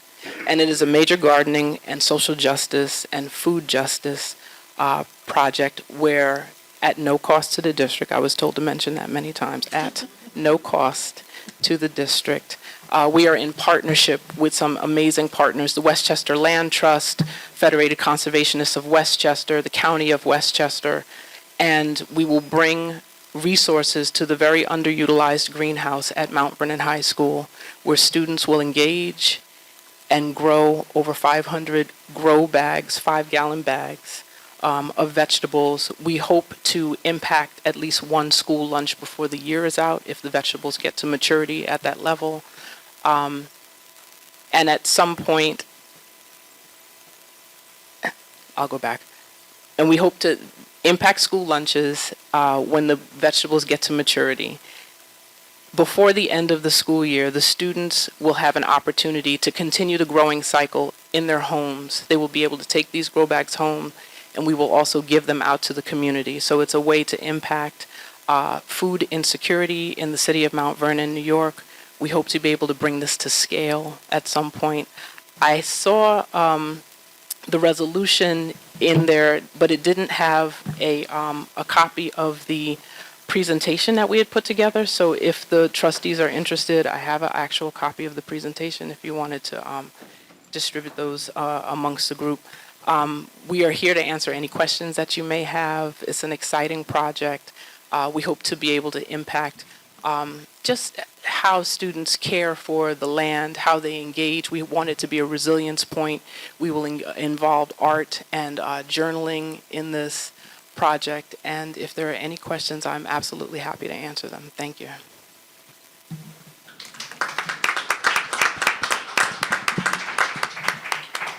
No questions? Ms. Jackson? Yes. So will the Alpha Kappa sorority be there to help the students maintain the growth of these? Absolutely. So all of us that are going to be directly engaged with the project, we understand that safety was a major concern, and that was the hot topic of tonight. All of the members of the initiative that will be engaging with the students have had their background checks done. They will be coming in from time to time to speak with the students. Most of the activities will take place on the weekends. There will be several we call them work days. There will be several work days over the course of May where we will be putting compost that is being donated from the County of Westchester into the grow bags. We have a farmer from New Jersey who has 600 seedlings growing in her greenhouse that will be transported down here to Mount Vernon and transplanted into those grow bags. The students will care for them, and over the course of the weekends, we will help with just making sure and maintaining the plants. On May 20th, there will be a very large event where we will bring in different resources and different organizations that have a lot to do with caring for the planet, healthy soil, composting. The Black Farmers Fund is working with us. Their lead director, Olivia Watkins, just won a James Beard Award. So we're trying to have students engage with people that look like them and that are doing major things in the food justice space. And this will be a yearly event? This will be a yearly event. We have a 4-year mandate to plant these gardens, and we are looking forward with expanding this relationship with Mount Vernon City School District over the next 4 years. Thank you. You're welcome. Ms. Jackson, Yes. have you partnered with the CTE program and the Life skills? not just life skills, but the cooking? What do we call that? Oh, that'd be great. The cooking. So we look for. Thank you. We look forward to speaking more with the chef and the culinary program. We have Miss Rochelle Fears that is working with our project Okay. and is integral to that, and her students, her life skill students, will be working with us as well. Thank you. Thank You're you. welcome. All right. Thank you. Thank you, Ms. Jackson. Thank you, Ms. Jackson. Thank you, Ms. Jackson. Okay, next we will have Dr. Beverly Jones and Mr. Fagan, and they will discuss safety.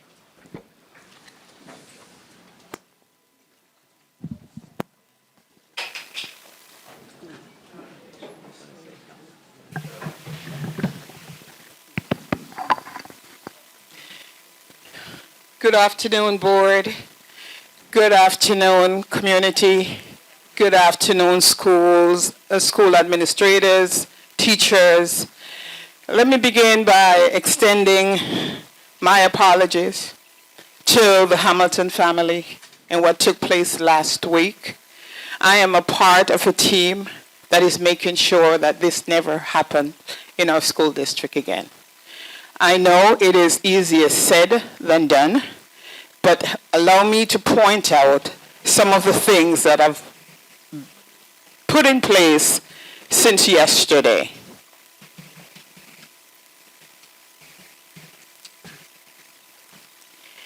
So, we have fixed all external doors at Hamilton School. And with the exception, and those doors will be locked, with the exception of one that's mandated by the fire department. And a school monitor will man that door every single day.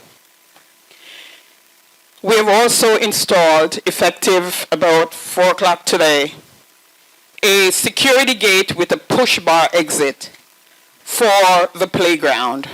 This is keeping everyone, man and dog, out. But it can be open from within.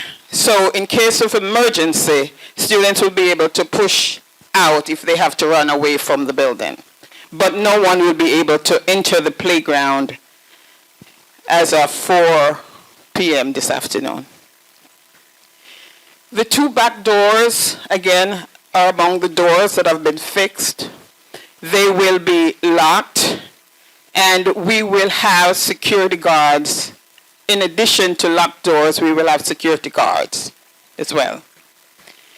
There are 2 classrooms. There were 2 classrooms, let me say it that way, because they've been fixed effective today. There were 2 classrooms where the intercom system does not work. Effective today, that's of the past. Those 2 classrooms, their PA system, their intercom system has been upgraded and are functional. When we didn't know if that was going to be possible by the end of today, we have distributed radios to those 2 classrooms to use in case there was an emergency before we were able to complete the system.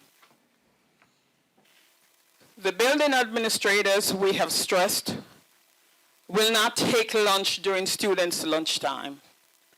They will be available to man the building as necessary. Effective this afternoon, we have added an additional 2 school monitors to the Hamilton count, making it 4. During school monitors' lunchtime, we are assuring you that there will be a monitor at the front door, monitors on the playground, and monitors at the back door. So all external doors will be manned.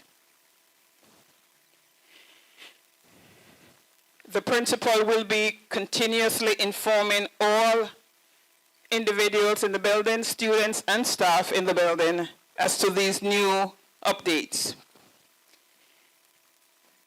And in the near future, let me say that, a state-of-the-art security camera system will be installed at Hamilton. This is an ongoing project, and as of today, the updated reports on the camera system Mount Vernon High School completed with 158 cameras around the building, throughout the buildings. Parker School completed with 74 cameras. Williams School, 50% completed with an estimated completion day of the end of this month. Rebecca Turner is in progress, and there will be 73 security cameras at Rebecca Turner School. The other two schools that will follow in phase one, Lincoln Elementary School, and the anticipation that there will be 93 cameras. Tropagan anticipated 93 cameras. And these are our 6 schools in phase one, scheduled to be completed by the end of this school year.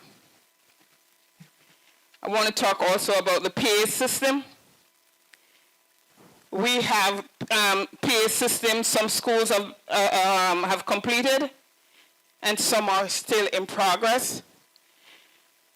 We jumped on Hamilton School because we learned of the situation with those PA systems, and those got completed today. Parker School completed, and the phone system is in progress to be completed for 21. Williams School completed, and the telephone system in progress to be completed for 21, or April 21st, not year 21, sorry. Rebecca Turner School, the PA system completed, and the phone system again will be completed April 28th. Lincoln School completed the PA system. The phone system will be updated April 28th. Tropagan completed the PA system, and the phone system will be fully functional by April 21st. Mount Vernon High School is in progress, and the estimated date of completion is April 21st. So, Mr. Fagan, have I forgotten anything? Anywhere? So that's our brief report on safety and security in our buildings. Thank you. Dr. Jones, can we have a copy of all the security measures that you just said? Yes. For the Board of I'll Trustees? make it available. Okay. Thank you very much for your report. The last report for the superintendent's report will come from Mr. Ken Silva, and he will discuss the budget.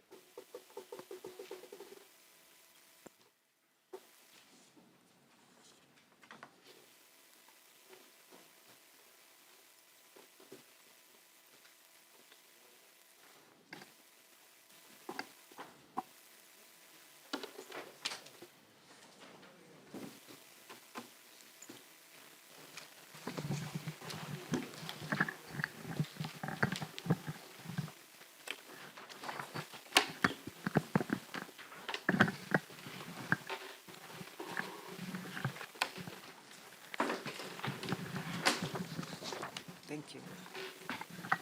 This is mine. Is it 2?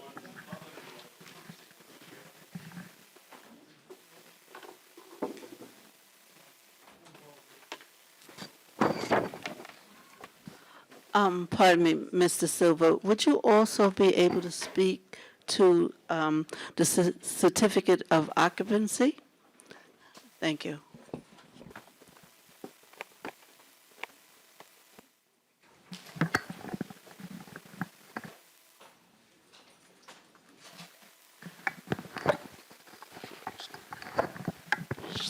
That's good. Good evening, everyone. Can I be heard? No. Hello? Let me just hold this. Good evening, everyone. Good evening. The budget that you will be asked to approve tonight has been revised since the budget that you saw several weeks ago. I believe that Trustee Kerwin will be speaking to that subject when committee reports are given, but we have revised the budget and we are still under the current budget total for the current year in our next year's budget.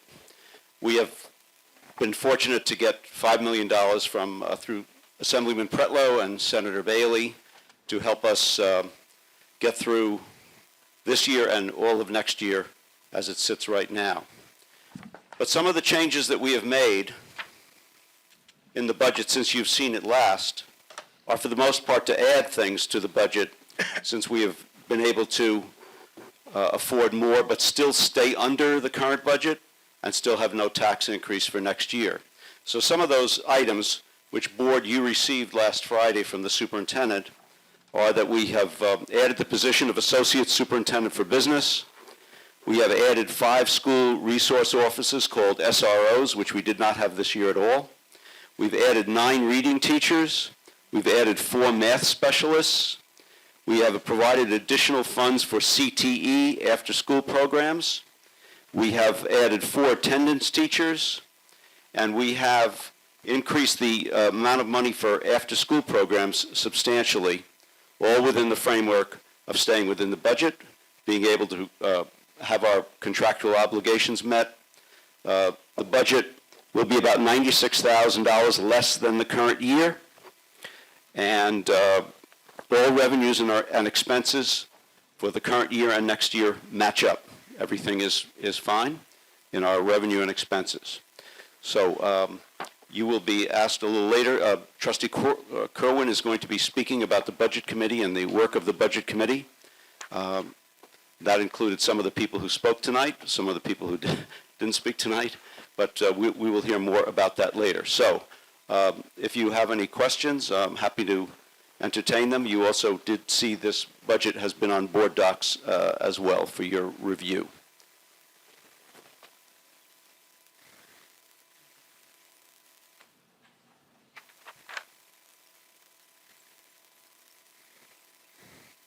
Okay.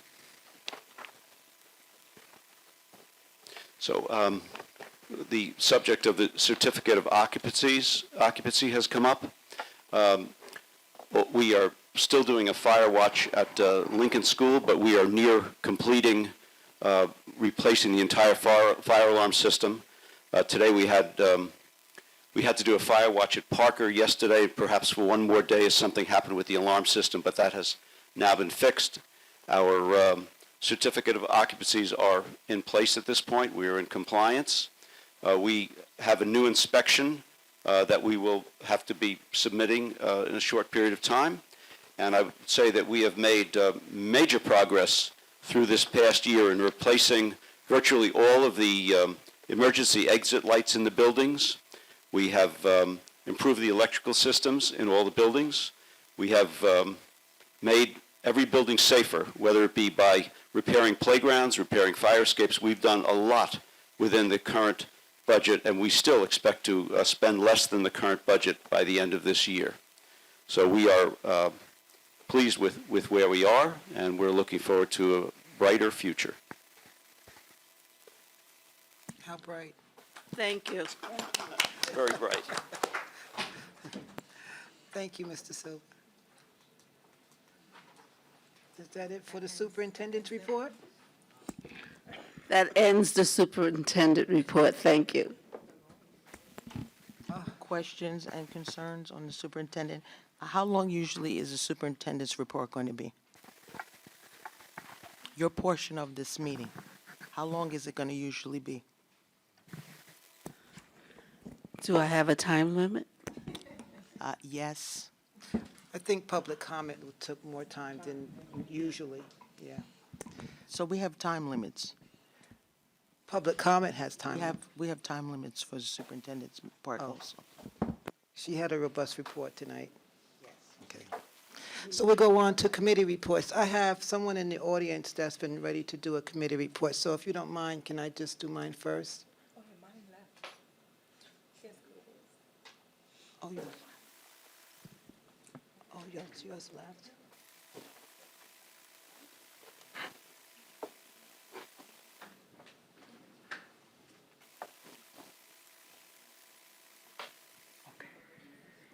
Okay, so I'm going to ask Mr. Church to present for my committee report. Mr. Church and his wife, Mrs. Church. As I said, my name is Marvin Church, and this is my wife, Dr. Dinah Williams, and she's the boss, and she's going to present. Thank you. Woman's work is never done. My name is Diana Williams, and I am honored to present tonight to the honored trustees, the staff, parents, and guests at the Mount Vernon School Board. So Marvin and I are two ordinary citizens doing what we can to support our students in our community.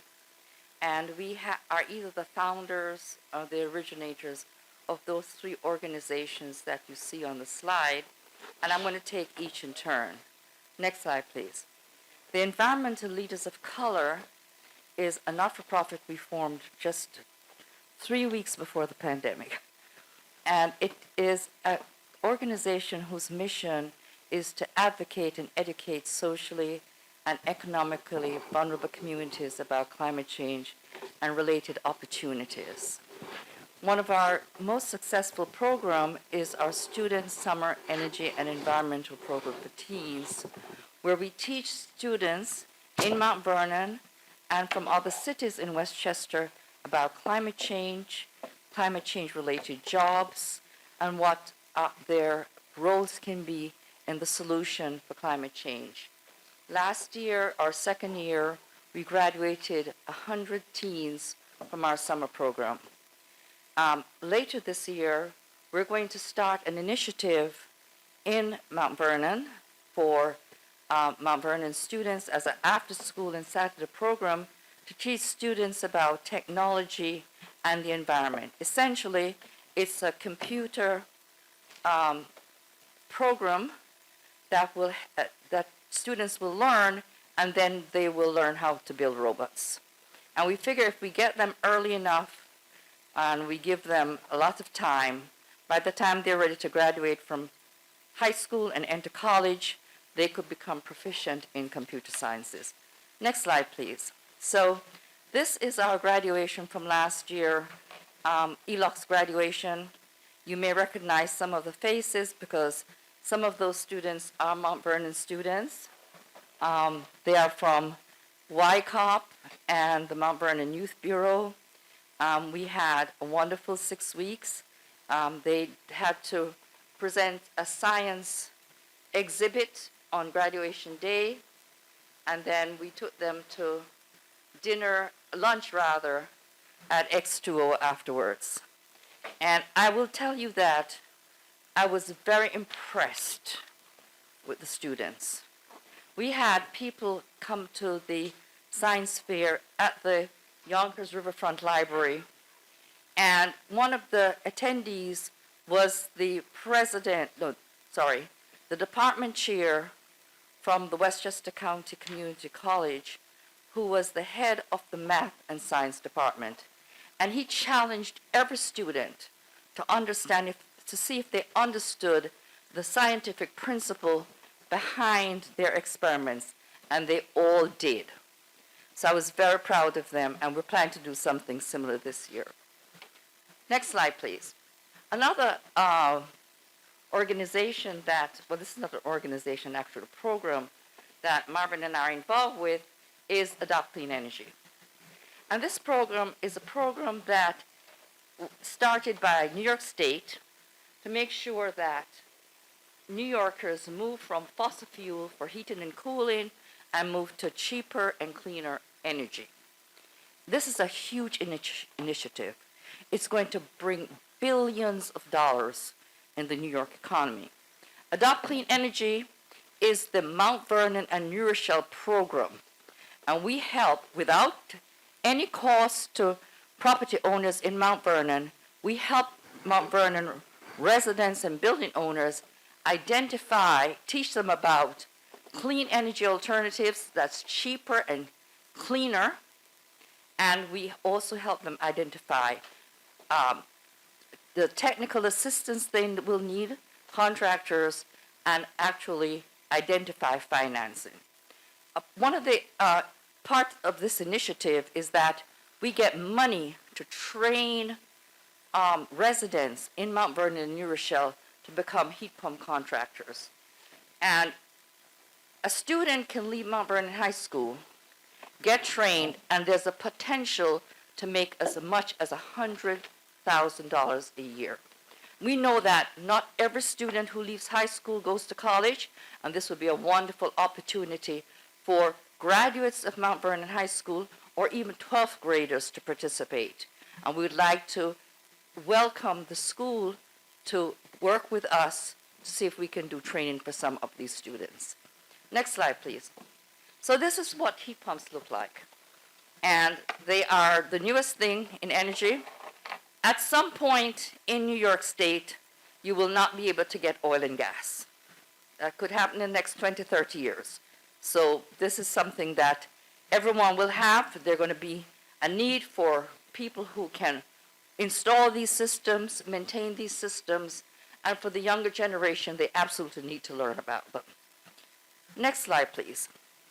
So Comer Enterprises. This is a for-profit organization, and we do pro bono work for the city of Mount Vernon by identifying opportunities where the city can have energy-related activities. We are spearheading new technologies for Mount Vernon, and we are partnering with an organization called Trinity Financials to develop the Mount Vernon NY and create a center of excellence for young people. And the partners in this project will be the Mount Vernon Youth Bureau and the Mount Vernon Y COP. And we're hoping that at that site, we're going to have opportunities for children, for job training, and other opportunities in Mount Vernon. Next slide, please. And that's what the project is going to look like. And at the bottom, on the right side of the screen, what you see is what energy is going to look like in the future. There is a lot of loops under the buildings, and buildings will be sharing energy. I'm not going to explain the science to you, but this is what the next 30 years is going to look like. Next slide, please. And how would we like to collaborate with Mount Vernon High School or Mount Vernon School District? Well, one of the things we already did is that we introduced the Microsoft Teams program to the school board. And one of our board members is a vice president of Microsoft. He made that available to us, and we introduced the school board to this in a previous meeting. Teams stands for Technology Education and Learning Skills or Service. I'm sorry, I forget what the S stands for. But we want to help Mount Vernon High School participate in this program. We're also going to see if we get Microsoft to do some after-school programs and Saturday programs with our younger students. Another thing is to bring in technical skills, people in the clean energy sector who can help our high school students in their senior year learn technical skills so they can actually have a decent job when they graduate, right? Yesterday, our board member from Microsoft made a presentation at the Dole Center, and he said that people without college education who can get a certificate in, was it AI, artificial intelligence, can make as much as $1 million. And he is from Microsoft, so he would know. So we want to make sure that our children here in Mount Vernon have some of those opportunities. And another thing is that what we can do for Mount Vernon School District for free, no money, is to make sure that the school district, all your buildings are outfitted with clean energy alternatives. That will save you a lot of money, and there is funds out there to make that happen. And we can be your consultant for free. We will not charge the schools a dime. We're paid by the state of New York to actually do some of this work. Are there any questions? Any questions? Do you have something to leave with us so that we can look it over? I can certainly make copies. I don't have anything right now. I apologize. You have, I have the slide that she just presented. Yes. I could forward it to you guys. Okay, thank you All right. very I'm much, sorry, Dr. I have cards though. Would you like cards? Yes, please. Actually, I have magnetic cards, which are even better. Yes. We'll stick No one to- throws away magnetic cards, but I'm very pleased to be here. I am one citizen trying to do the right thing, and I want to encourage more people in our communities to come forward and help our children. I'm a former dentist, and I practiced mostly pediatric dentistry in Harlem, and I also ran the largest union for doctors in the United States. So I'm here to help. If you need any kind of resources, please reach out to me. Thank you very much and have a good night.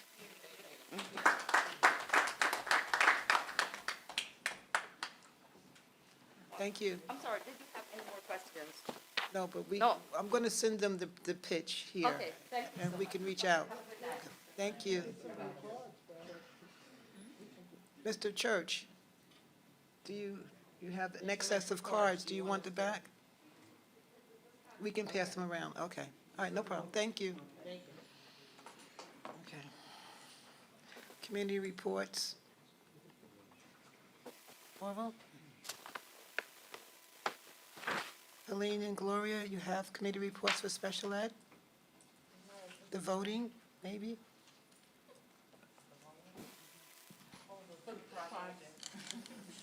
Everybody's a winner. We couldn't decide which one of the posters that we would want to award the microphone. Sorry. Okay. The youngsters had a contest, and we were supposed to vote on which one we thought was best.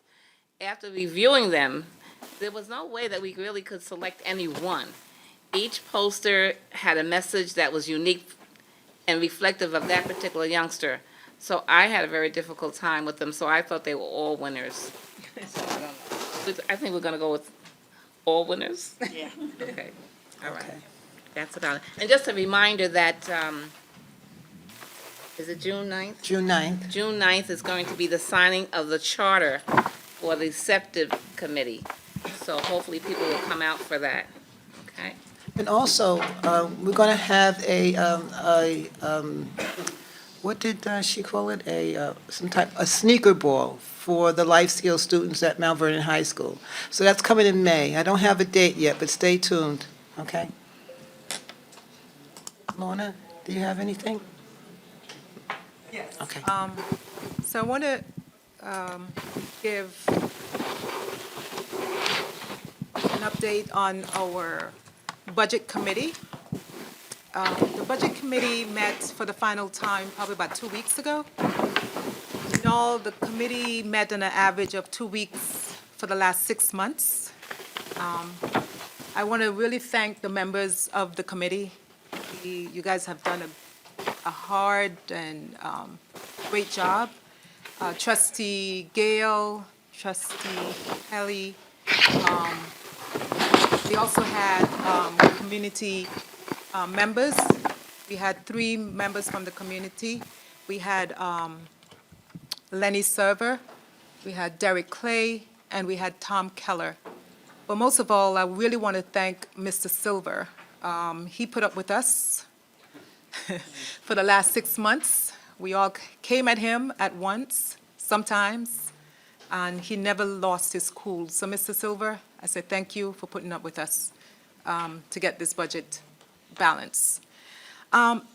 Through careful planning, I have to say, we were able to shift some of the workbooks as well as the materials and the supplies to grant programs.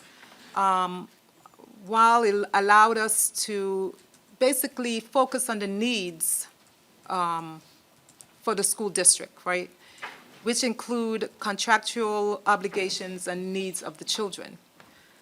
After the final meeting of the committee, we learned that the state had in fact stepped in to give us some advance lottery aid. Mr. Silva spoke about that tonight. We also owe, I have to say, Assemblyman Pretlow and Senator Bailey for sponsoring the legislation to help us through this difficult time. We were able to get $5 million from the state. This allows us to make the following adjustment. And Mr. Silver already pointed out that we will be hiring an associate superintendent for business. We're going to add 5 resource officers, SROs. We are going to hire 9 reading teachers, 9 math specialists. We are adding funds to the CTE program for after school at the high school. And we're also going to hire 4 attendance teachers. Good news. In addition, I am so pleased, because this is very near and dear to my heart, that we will be offering after-school program. For the budget, we were able to increase the after-school program to $100,000 for the upcoming school year. So parents will be able to pick after-school program. We will be working with the administration to get after-school program for the kids from 3 to 6. And as parents know, we all struggle for after-school programs. We have to pay a lot for busing and for children to be picked up in the school district, because there are literally no after-school programs. So I am going to spearhead that. I promise from the day that I took seat as a trustee that I will get after-school program in the school district, and it will happen come September. As Mr. Silva pointed out, the budget stands right now at $265,969,821, and we actually came in a little lower in the budget by $96,000. That's a big deal. And because of that, as a result of that, there will be no tax increase.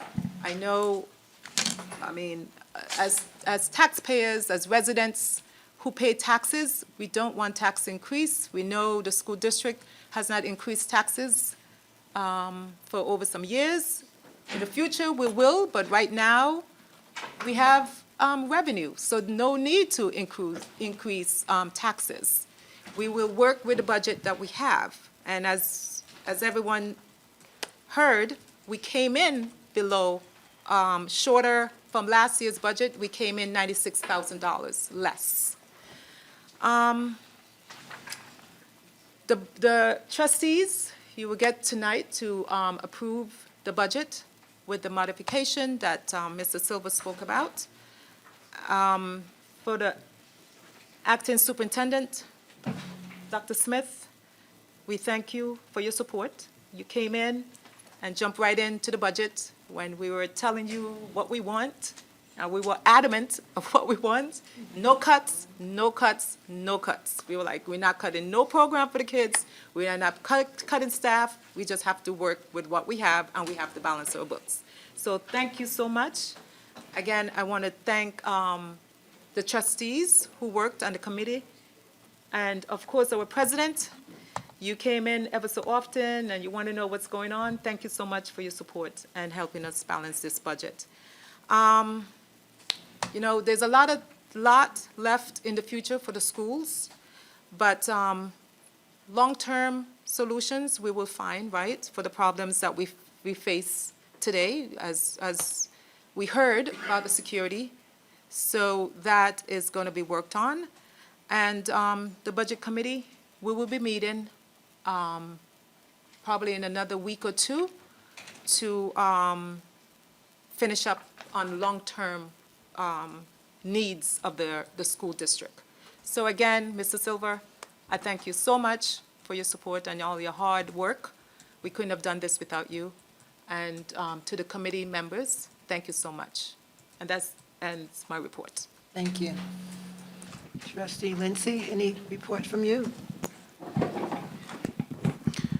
Well, as far as the security report, I think Mr. Fagan and Dr. Jones went over it quite well, the improvements that have been done.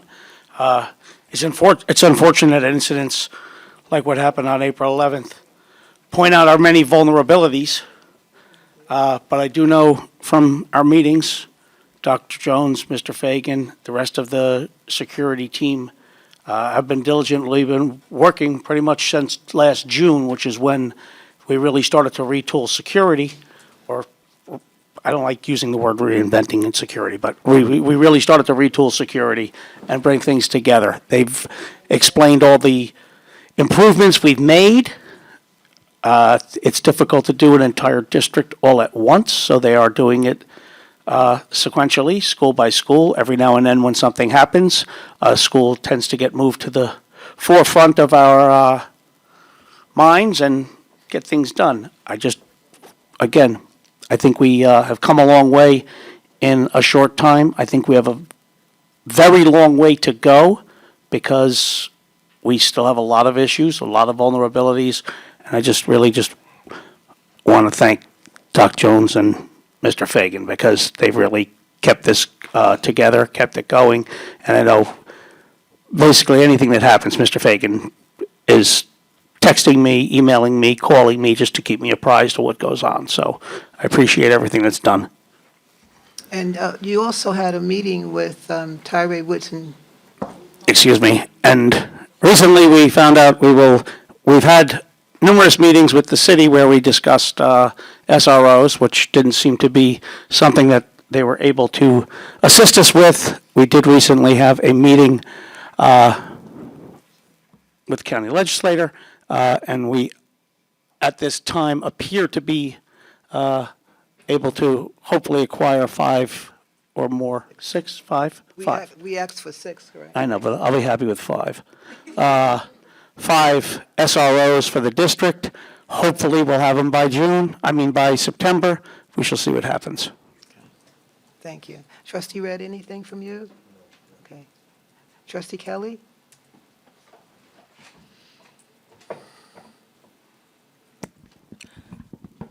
I'm going to try to be positive. I would like to see an audit of all the emergency response. I would like to understand how we plan to respond before things happen. I would like that for the trustees.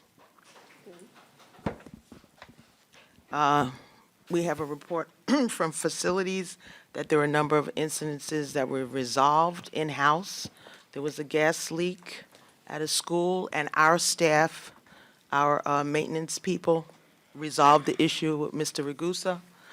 There was a leak at Williams of the radiator. There was damage on the outside wall, again, resolved by our employees in the district. I think that when you have a consultant in the district and they can save you money by working with your staff, that is a positive. That helps to balance the budget, and I appreciate the fact that we have people in the district who are employed by the district who are working together to provide a safe and clean environment for our children. That's it. Thank you. Trustee White? Also in facilities,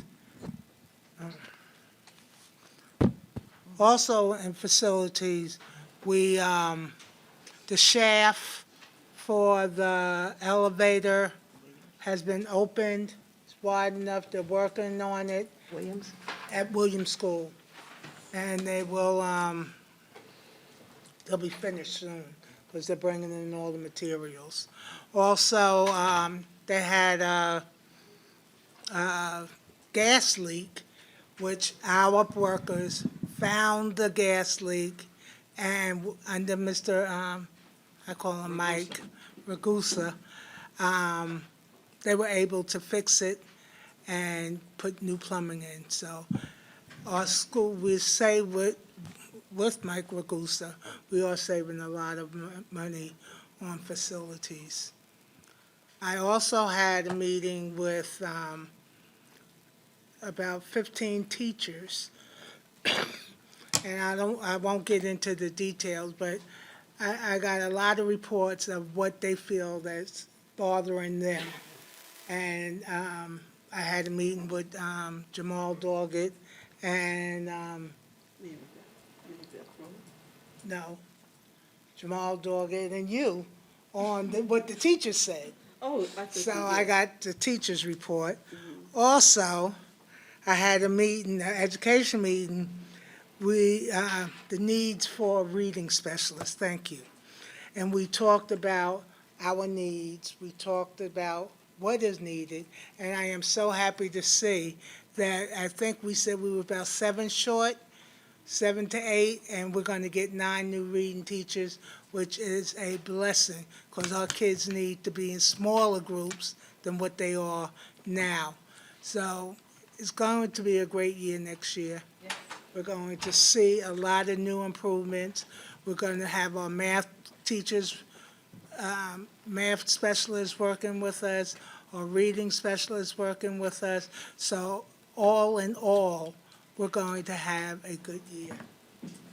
Thank you, Trustee Wright. Actually, may I just add to the facilities? One thing that has been completed is the cooling tower over at Lincoln, which is very important. And as I was showing my appreciation for Dr. Jones and Mr. Fagan, I'd like to show my appreciation for Mr. Silver, who keeps me very apprised of what goes on with various issues within the district when it comes to facilities. Actually keeps all of us informed. So I think there was a question as to how many custodials and cleaners are for each building. And I don't know if is it measured by square footage or is it measured by students? And do we need more cleaners in each building or Mr. Silver, would you like to speak to that, or Ms. Tiggs?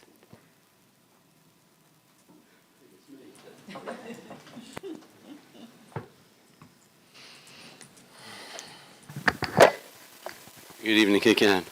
So the custodial or cleaning staff is determined by a combination of the number of children and the size of the building. Also, the condition of the building has to make a difference. If we have floors that are coming up or water damage or something, we have to change the staffing. We have to sometimes move staff from one place to another when we are missing staff, and we always have people having to step in and work out of title when we are missing staff who have been injured or who are sick or who have left. And Ms. Tiggs works very hard to keep everything staffed, and the facilities part of that is also squarely in the hands of the building principals who do the interviewing with Mr. Botros present during the interview process. And but we are always short-staffed in this area, and so we do have to shift people around as we need to shift them. There has to be somebody to open the building, somebody who knows how to manage all of the intricate modern equipment that we now have in the buildings, whether it be safety, security, or whether it be just the HVAC system that we know we just replaced in all the buildings just 4 or 5 years ago. And so the number of staff sometimes varies depending upon the enrollment, depending upon the number of staff, whether we're using all the buildings, what's going on in the buildings. And during the summer, we also have the same problem because we have programs in all the buildings, and we expect to have the availability of all the buildings this summer, including Traphagen, which has not been used for a few years during the summer. And so we have to staff that at the same time as we are doing the major yearly cleaning in the buildings. I'm not sure I answered your question. Maybe I went more. So my question is, how many custodial staff or cleaners are assigned to each of the buildings? Because the size of the buildings does not change. The amount of people in the building changes. And are we short-staffed? An example would be Washington School of the Performing Arts. So we know that is short-staffed, and we've been moving people around to try to fill that in. Of course, it's unlike security where we may have extra people to put in. We only have a finite number of staff members, and so that causes people to have to work overtime, which is not what we want, for sure. And then the fire watches have also eaten into some of our staffing, where people are staying up all night walking around the buildings and then working during the day. So are we hiring? What is going on with that? We are hiring, yes. How many are in the pipeline to be hired in the next month? Because we're talking about summer school now, and you're not talking about closing any buildings. So I need to understand, are we going to be fully staffed in order to have all those buildings open? So I'll answer that part. We do not have cleaner vacancies at this time. We have 3, I think we just gained an additional one, 3 or 4 head custodians and about the same 4 custodians. There ranges from 3 to 17 per building because of the size of the building, as well as the enrollment. So in that sense, we don't have cleaner vacancies. It's the custodians and head custodians that we have vacancies at this time. We can only use per diem, so that's not taking into account that we may have someone out sick or on vacation. Per diems, there's a little trick to the contract for CSEA, and so we can only use a per diem in a long-term absence. So when we know someone goes out on an FMLA, when we know someone is out on workers' comp for a while, otherwise we're grieved and we don't like grievances. So the principals, as Mr. Silver said, they conduct the compact interviews in collaboration with Mr. Botros. They make a recommendation to Human Resources, and then we put them forth on the agenda. And so we're in the process of filling those vacancies? yes, principals did canvass the list. We just exhausted the list. So for both positions, the head custodian as well as the custodian, they're all going to be provisional hires at this time because there's no list. Okay, so we are. But I think a posting, an announcement just went out for one of the 2. I can't recall. Will there be a new list, and if so, when? So the announcement just went out So for the that's what you're exam. talking about. So Okay. the exam takes place, and then it's a couple of months later. To be totally transparent, I don't foresee a list before the next 4 to 6 months. So there'll be provisional? There'll be provisional hires. Okay. They will then take the tests. Okay. If they're immediately reachable, they become probationary.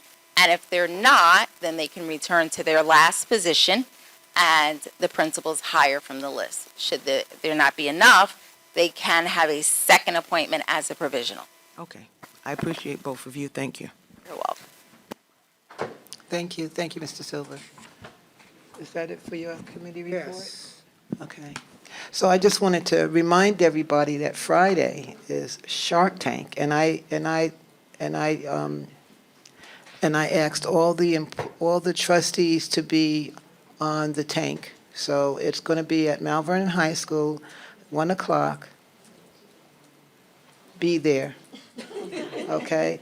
You guys are going to be judges, and Dr. Smith is going to be a judge, and we're going to have, we also are going to have the owner of King's Soul Food, and Howie from Fleetwood Deli is going to be a judge, and someone else that Noel Campbell mentioned.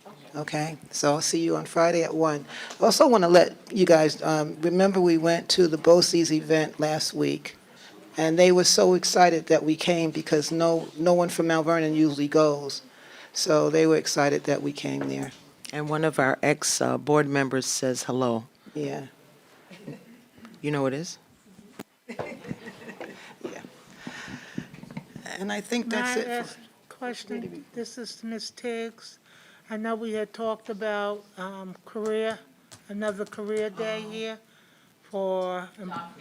Job fair, I'm sorry, yes. Did we ever pick a date? We did not. We are wrapping our hands around our vacancies.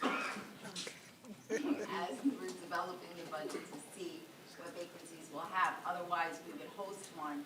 Principals wouldn't want to participate if they don't know who they're looking for. Thank you. So now that we're going to adopt the budget, we can, right? So why don't we schedule something next week? You, myself. No. You, myself, and Trustee White schedule something. Yes. Okay. All right. Thank you. That's it for committee reports. All right.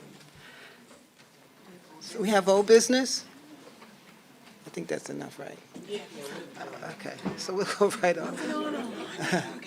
Yeah, enough old business. All right. So we'll go right to the resolutions. Resolutions. Let's go. Okay, let's get this done.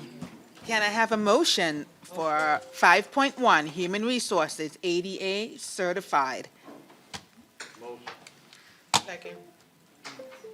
Sorry. Say that one more time. Motion. Ed and Kelly, yes, okay. Questions, concerns, discussions? The question I had about one of the resolutions, did you put the attachment in board docs? I believe that it was already there, but I responded to your email. And we sent it to you again. Oh, you did? Information that Okay, you were seeking. thank you. Questions, concerns, discussions? No? All those in favor? Aye. Oppose? Abstain? Motion carries. Can I have a motion for 5.2, Human Resources, ADB? Motion. I need a Second. Okay. Who was that? Me. Imogen? Questions, concerns, discussions? So was one of the resolutions, was one of the things pulled? That was the one, the name was called. Okay, thank you. All those in favor? Aye. Aye. Oppose? Abstain? Motion carries. Can I have a motion for 5.3, approval to establish the title Associate Superintendent for Business? Motion. Questions, concerns, discussions? All those in favor? Aye. Oppose? Abstain? Motion carries. Can I have a motion for 6.1, authorization for an after-school lifeguard certification? Second. Okay, that is. And questions, concerns, discussions? All those in favor? Aye. Oppose? Abstain? Motion carries. Can I have a motion for 6.2, authorization to hire staff to oversee the Mount Vernon City School District pool when rented by outside organizations? Motion. Questions, concerns, discussions? Have we updated the rental fees for the facilities? For the pool? That would be Mr. Silva. Have we, when was the last time we updated rental fees for facilities in the district? That was reviewed last year. I don't know that it was changed, but it was reviewed last year. I can certainly respond to that. Can we please review that and have a, thank you. All those in favor? Aye. Oppose? Abstain? Motion carries. Can I have a motion for 6.3, authorization to enter into a memorandum of understanding with the Bronx River Alliance? Motion. Second. Questions, concerns, discussions? Question, Dr. Doggett, have we, are we going to be working with them? With the living environment, the Bronx Alliance for, we have a lot of environmental things coming in. So are you going to be spearheading this with the curriculum? Yes, once I receive this, I'm actually waiting for it to be approved tonight. I'm going to meet with Dr. Jagnan and then the principal of the high school. We're going to put together a plan to see when we can start this. Thank you. Okay, thank you. All those in favor? Aye. Oppose? Abstain? Motion carries. Can I have a motion for 6.4, authorization for the Grow Bag Initiative at Mount Vernon High School by the Zeta Nu Omega chapter of Alpha Kappa Alpha sorority? Motion. Who was the first? Who said that? Okay. Fred. Questions, concerns, discussions? All those in favor? Aye. Oppose? Abstain? Motion carries. Can I have a motion for 6.5, authorization to conduct Saturday Regents Review programs at all high schools? Motion. Second.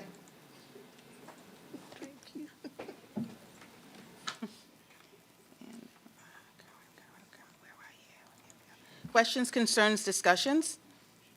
All those in favor? Aye. Oppose? Abstain? Motion carries. Can I have a motion for 7.1, authorization to partner with Project Rise through Family Services of Westchester? Motion. Second.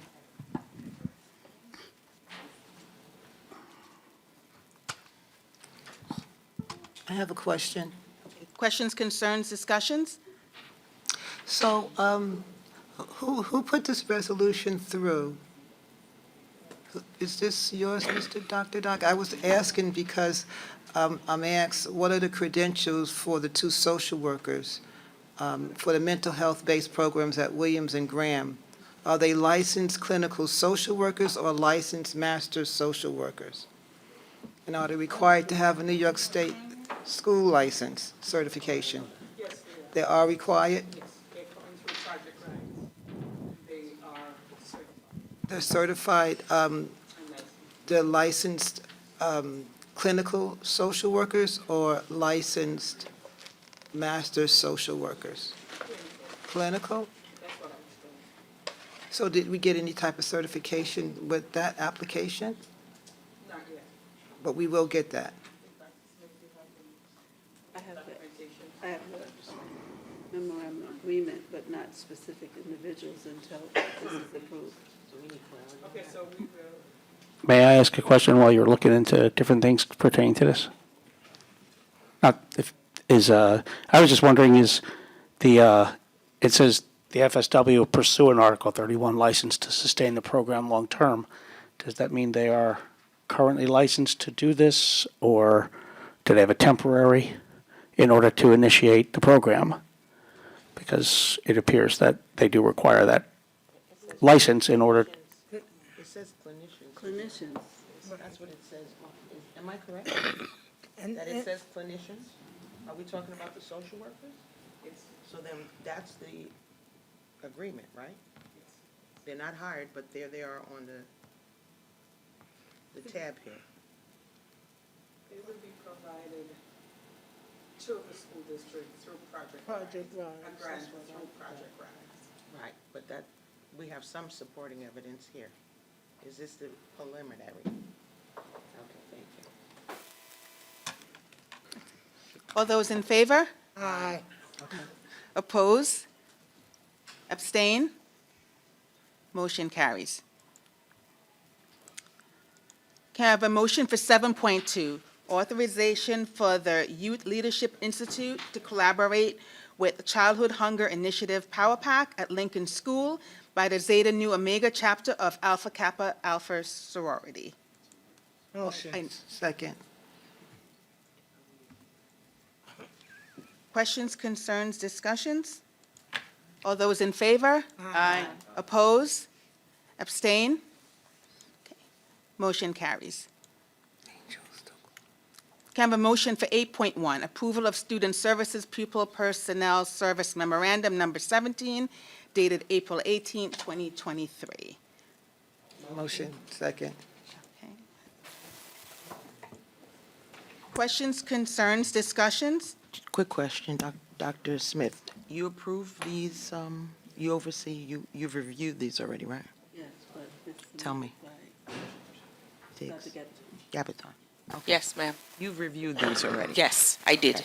We And it is on double-checked your them. recommendation? Yes, we double-checked them. I know even you're before thorough. the I just meeting. wanted to know where the buck will lie. Yeah. Okay, thank We you. triple-checked them today, even before the board meeting. We had some questions, and we went over them again. Appreciate you. Thank you. Thank you. May I ask a question on this as well?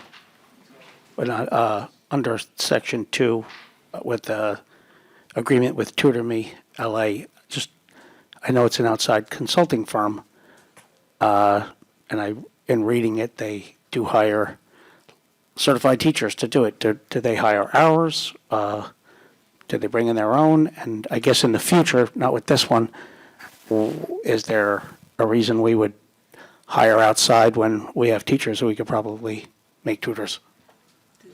These are to provide services to our students who are homebound or special ed, where we also hold compensatory services. Okay. So it's an outside agency. And also, it's hard for our teachers to also apply for this position. Right? So that's the reason why we use an outside service. Currently, we have a lot of students we do owe tutoring services. Also to be aware that New York State has changed the hours for homebound, so we are going to, have to use our Thai services other than our teachers. We do put posting out, and sometimes we don't get anyone to apply. Okay. All right. Understood. All those in favor? Aye. Oppose? Abstain? Motion carries. Can I have a motion for 8.2, authorization and hiring of staff to conduct the 2023-2024 adult education program? Second. Questions, concerns, discussions? All Oh, those, okay. I just have a question. It's adult education. Is this something we're reinstating in the district? Or has it always been in the district? It's always been here. Was it at Lincoln? Yes, ma'am. Okay, all right, thank you. All those in favor? Aye. Oppose? Abstain? Motion carries. Can I have a motion for 8.3, approval of a memorandum of understanding between the Westchester County, New York chapter of the Lynx Incorporated and the Mount Vernon City School District regarding the Colgate-Palmolive Bright Smiles, Bright Faces program? Motion. Second. Questions, concerns, discussions? All those in favor? Aye. Oppose? Abstain? Motion carries. Can I have a motion for 9.1, approves the settlement tax proceedings for Airborne Realty LLC, PAC Mount Vernon Management, Fleetwood Glen Condominiums, and 271 West First Street Corp. Motion.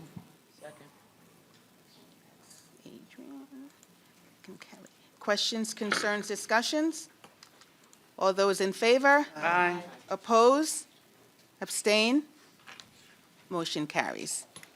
Can I have a motion for 9.2, approve general funds transfers 2022-2023, dated April 18, 2023? Motion. Okay.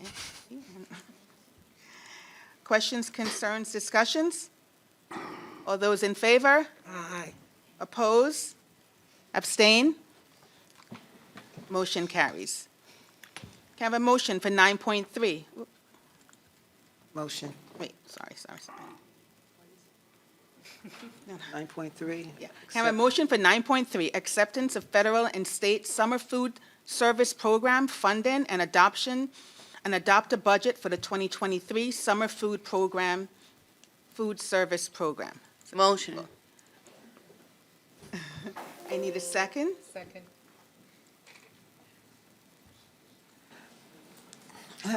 Questions, concerns, discussions? So who's providing the food? Mr. Silva, where are we getting this food from? Well, I don't think it's going to be Whitson's. We're going out to bid. We may have a new contractor by that time. So whoever is the contractor will be the contractor providing that. The summer program is paid entirely, well, $6,000 is paid from the general fund and $198,000 is paid out of federal funds. But who's providing the food is to be determined. So what you're saying is it's going to be the same person who's going to do the food service for the school year? Yes. So did you put an RFP out yet? The state has to approve the bid. It's not an RFP, it's a bid. And the state has to approve that, and we're very close to having them approve it.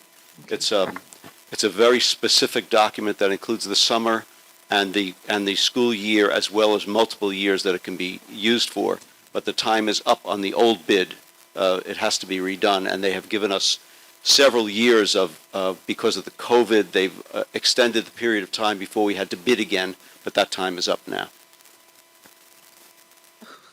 So we're approving this without knowing who's going to do it? We're approving the program itself and the funding itself. We're not approving the provider of the food. This is just setting up the program with the feds so that we can offer the program. Okay. Thank you. Who decides? The feds are going to decide on who services our district? No, We are. we are. We will be doing a formal bid, and there'll be a committee reviewing the bid, and we believe we are going to have a tasting, as we did like 5 years ago, where the food service providers who were trying to get our business came in and provided lunch for a bunch of kids and staff in this room, and we intend to do that again. Thank That's you. that's actually part of the bid spec. Great, thank you. I didn't understand. All those in favor? Aye. Oppose? Abstain?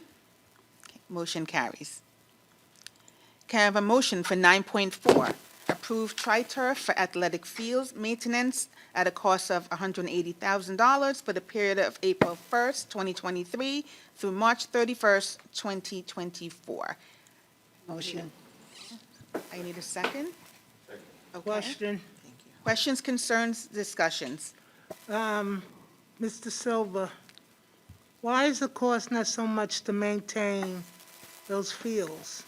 So this is the same company that we've used for 6 years at Mount Vernon High School. It's the same price as it has been for 6 years, the $180,000. If you review the attachment, you'll see that they're cutting the grass on all of that acreage every week and maintaining the sprinkler system at the high school, as well as all the flower beds, the trails, just everything that's there. They also take care of all of the equipment that is movable, nets, backstops, bleachers. And so, again, they have not raised their price in all these years. And this is a little out of order, to nobody's fault, but we will be approving on 9.7 the Ed Data bids, this is a part of the Ed Data bids, which are out of sync with all the rest of our bids. The Ed Data bids are from April 1st to March 31st each year, which causes us a problem in the middle of every year, having to have a new bidder come in and do something that somebody else has already been doing. But in this case, we're renewing this with Tri-Turf to continue their work. So the Ed Data bids will be 9.7. You'll see that huge list of bids that we can use if we wish to. We don't have to. Anybody, we can have our own bid for anything or piggyback on another school district or any other municipality in the state of New York, if that's permitted. All those in favor? Hold on, one more Aye. question. Oh. Now, do we utilize our staff for this, or they bring in other people? This is not our staff. The high school fields are not our staff. Our staff does everything else except the flower beds and the irrigation systems, like in this building where we have a sprinkler system in the back. There are 6 buildings that have irrigation systems, and that is done by an outside company. But our staff takes care of all the lawn cutting, all the shrubbery, and all 16 locations. All those in favor? Aye. Oppose? Abstain? Motion carries. We have a motion for 9.5, authorization to reject bid for RFP number 2022-2023-05, Business and Finance Consultant Services to re-advertise in the best interest of the district. Motion. Questions, concerns, discussions? All those in favor? Aye. Oh, okay. Oppose? Abstain? Motion carries. Can I have a motion for 9.6, adoption of the 2023-2024 school budget and property tax report card? Motion. Second. Questions, concerns, discussions? All those in favor? Aye. Oppose? Abstain? Motion carries. Can I have a motion for 9.7, authorization to accept the 2023-2024 Educational Data Services, Inc. bids? Motion. Second.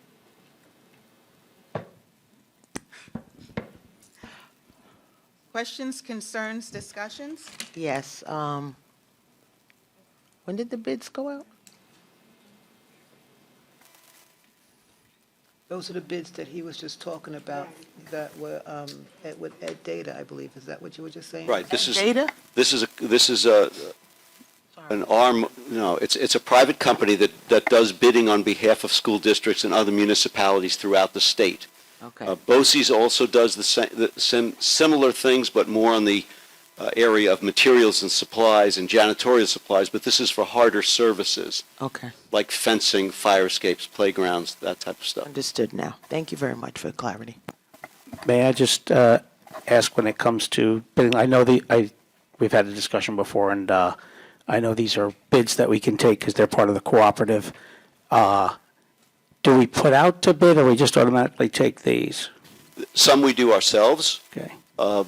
One of the companies on here that actually President Saunders mentioned before was Crown Heating and Plumbing. But in other cases, we do our own bid for that type of service. Sometimes we do our own. Sometimes we take these bids. We take the BOCES bids, or we attach ourselves to another school district where it's permitted, called a piggyback, or another municipality.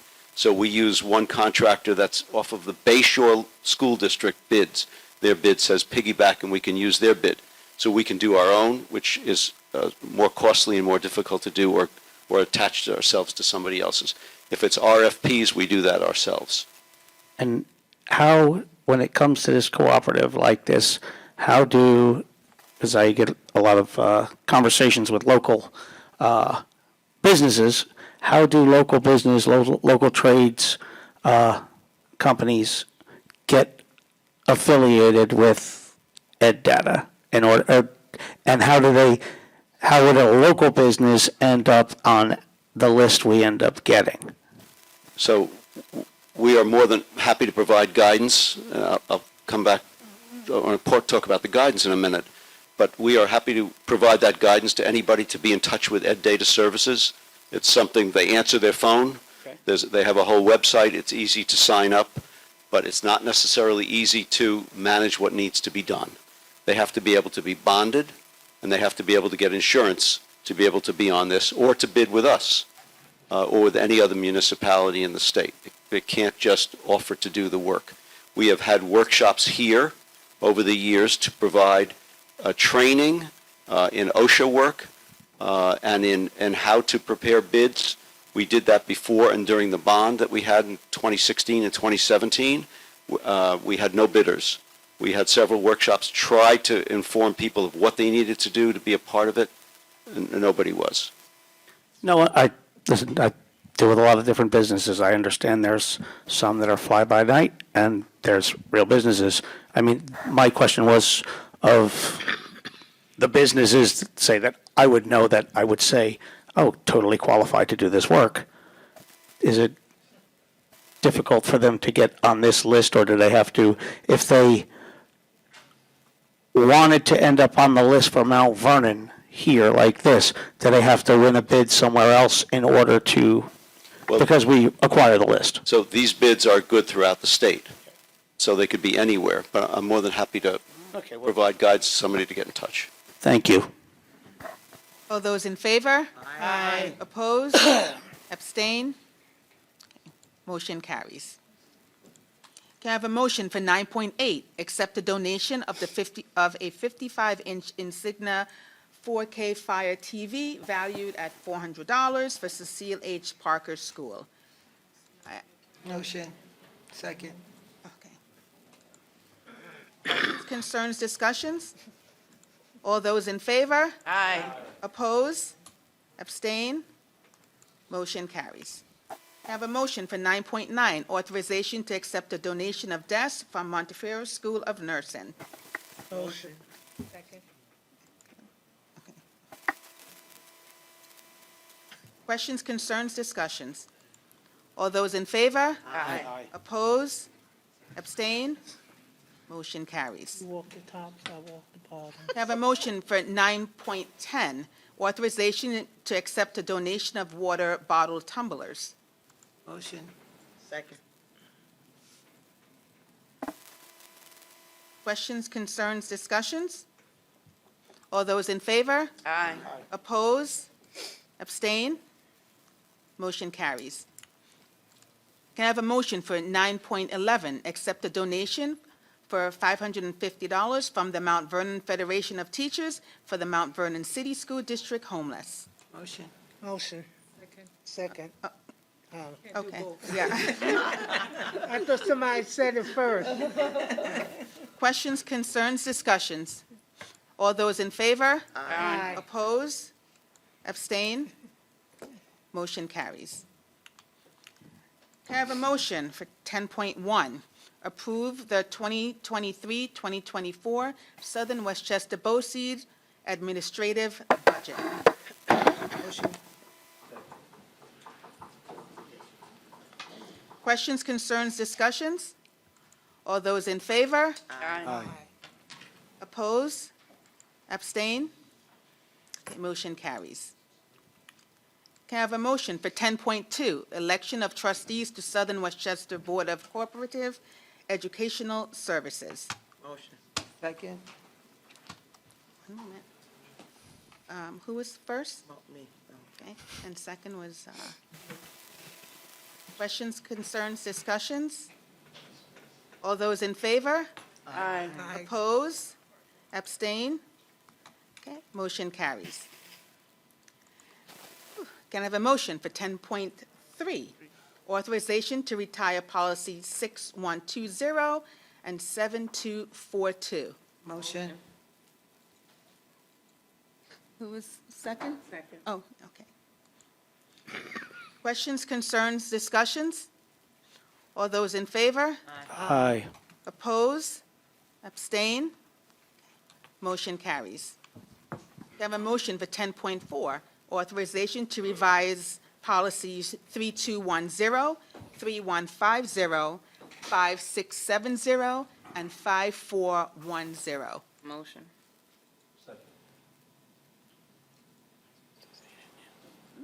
Not yet. Questions, concerns, discussions? All those in favor? Aye. Oppose? Abstain? Okay, motion carries.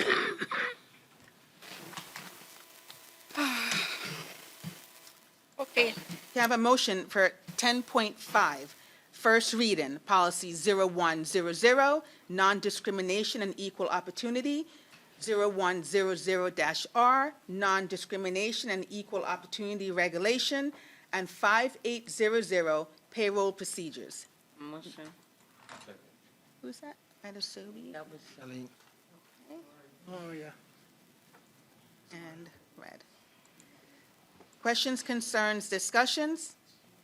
All those in favor? Dr. Gabaton is waiting to read Okay. to us. Okay. So I'm going to start with 5800 payroll procedures. So this is a local policy to address some of our payroll issues we've been having.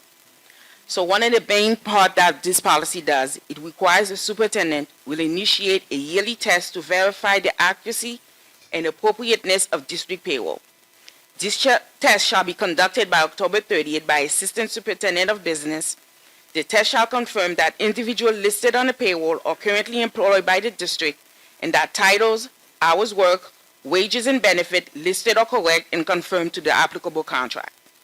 The test shall also confirm that individuals listed as employees or employed and are not independent contractors.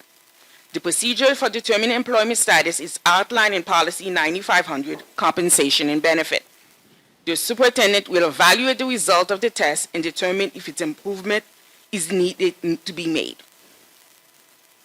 Motion to waive the first reading.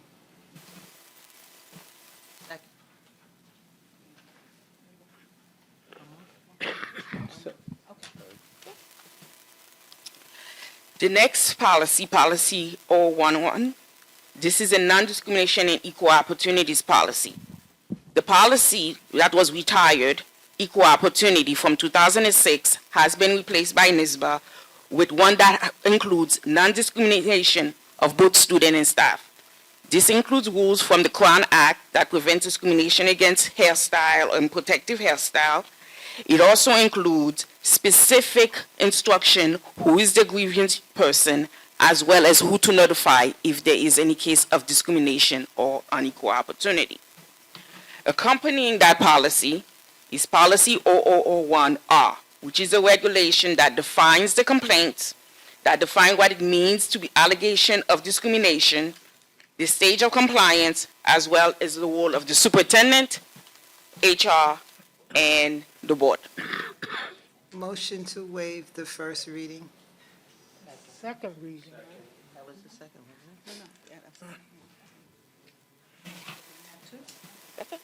You done? Thank you. Thank you. All those in favor? Aye. Oppose? Abstain? Motion carries. And our last one.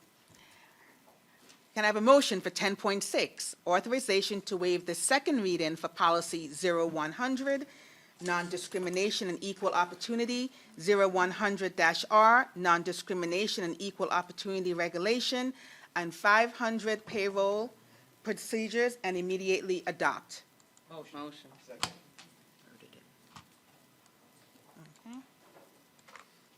All right, okay, second, who was the first? Gloria. Blame it on Gloria. Point your finger at me. Questions, concerns, discussions? All those in favor? Aye. Oppose? Abstain? Motion carries. Can I have a motion to enter into executive session for the purpose of discussing pending litigation, the financial history of a particular person or corporation, or matters leading to the appointment, employment, demotion, discipline, suspension, dismissal, or removal of a particular person or corporation, and to receive legal advice on a pending matter. Motion? Second. Okay. That was Gloria. All those in favor? Aye. Oppose? Abstain? Motion carries. Now, where is this Shark Tank going to be held? At the high school. In the auditorium? Clear out.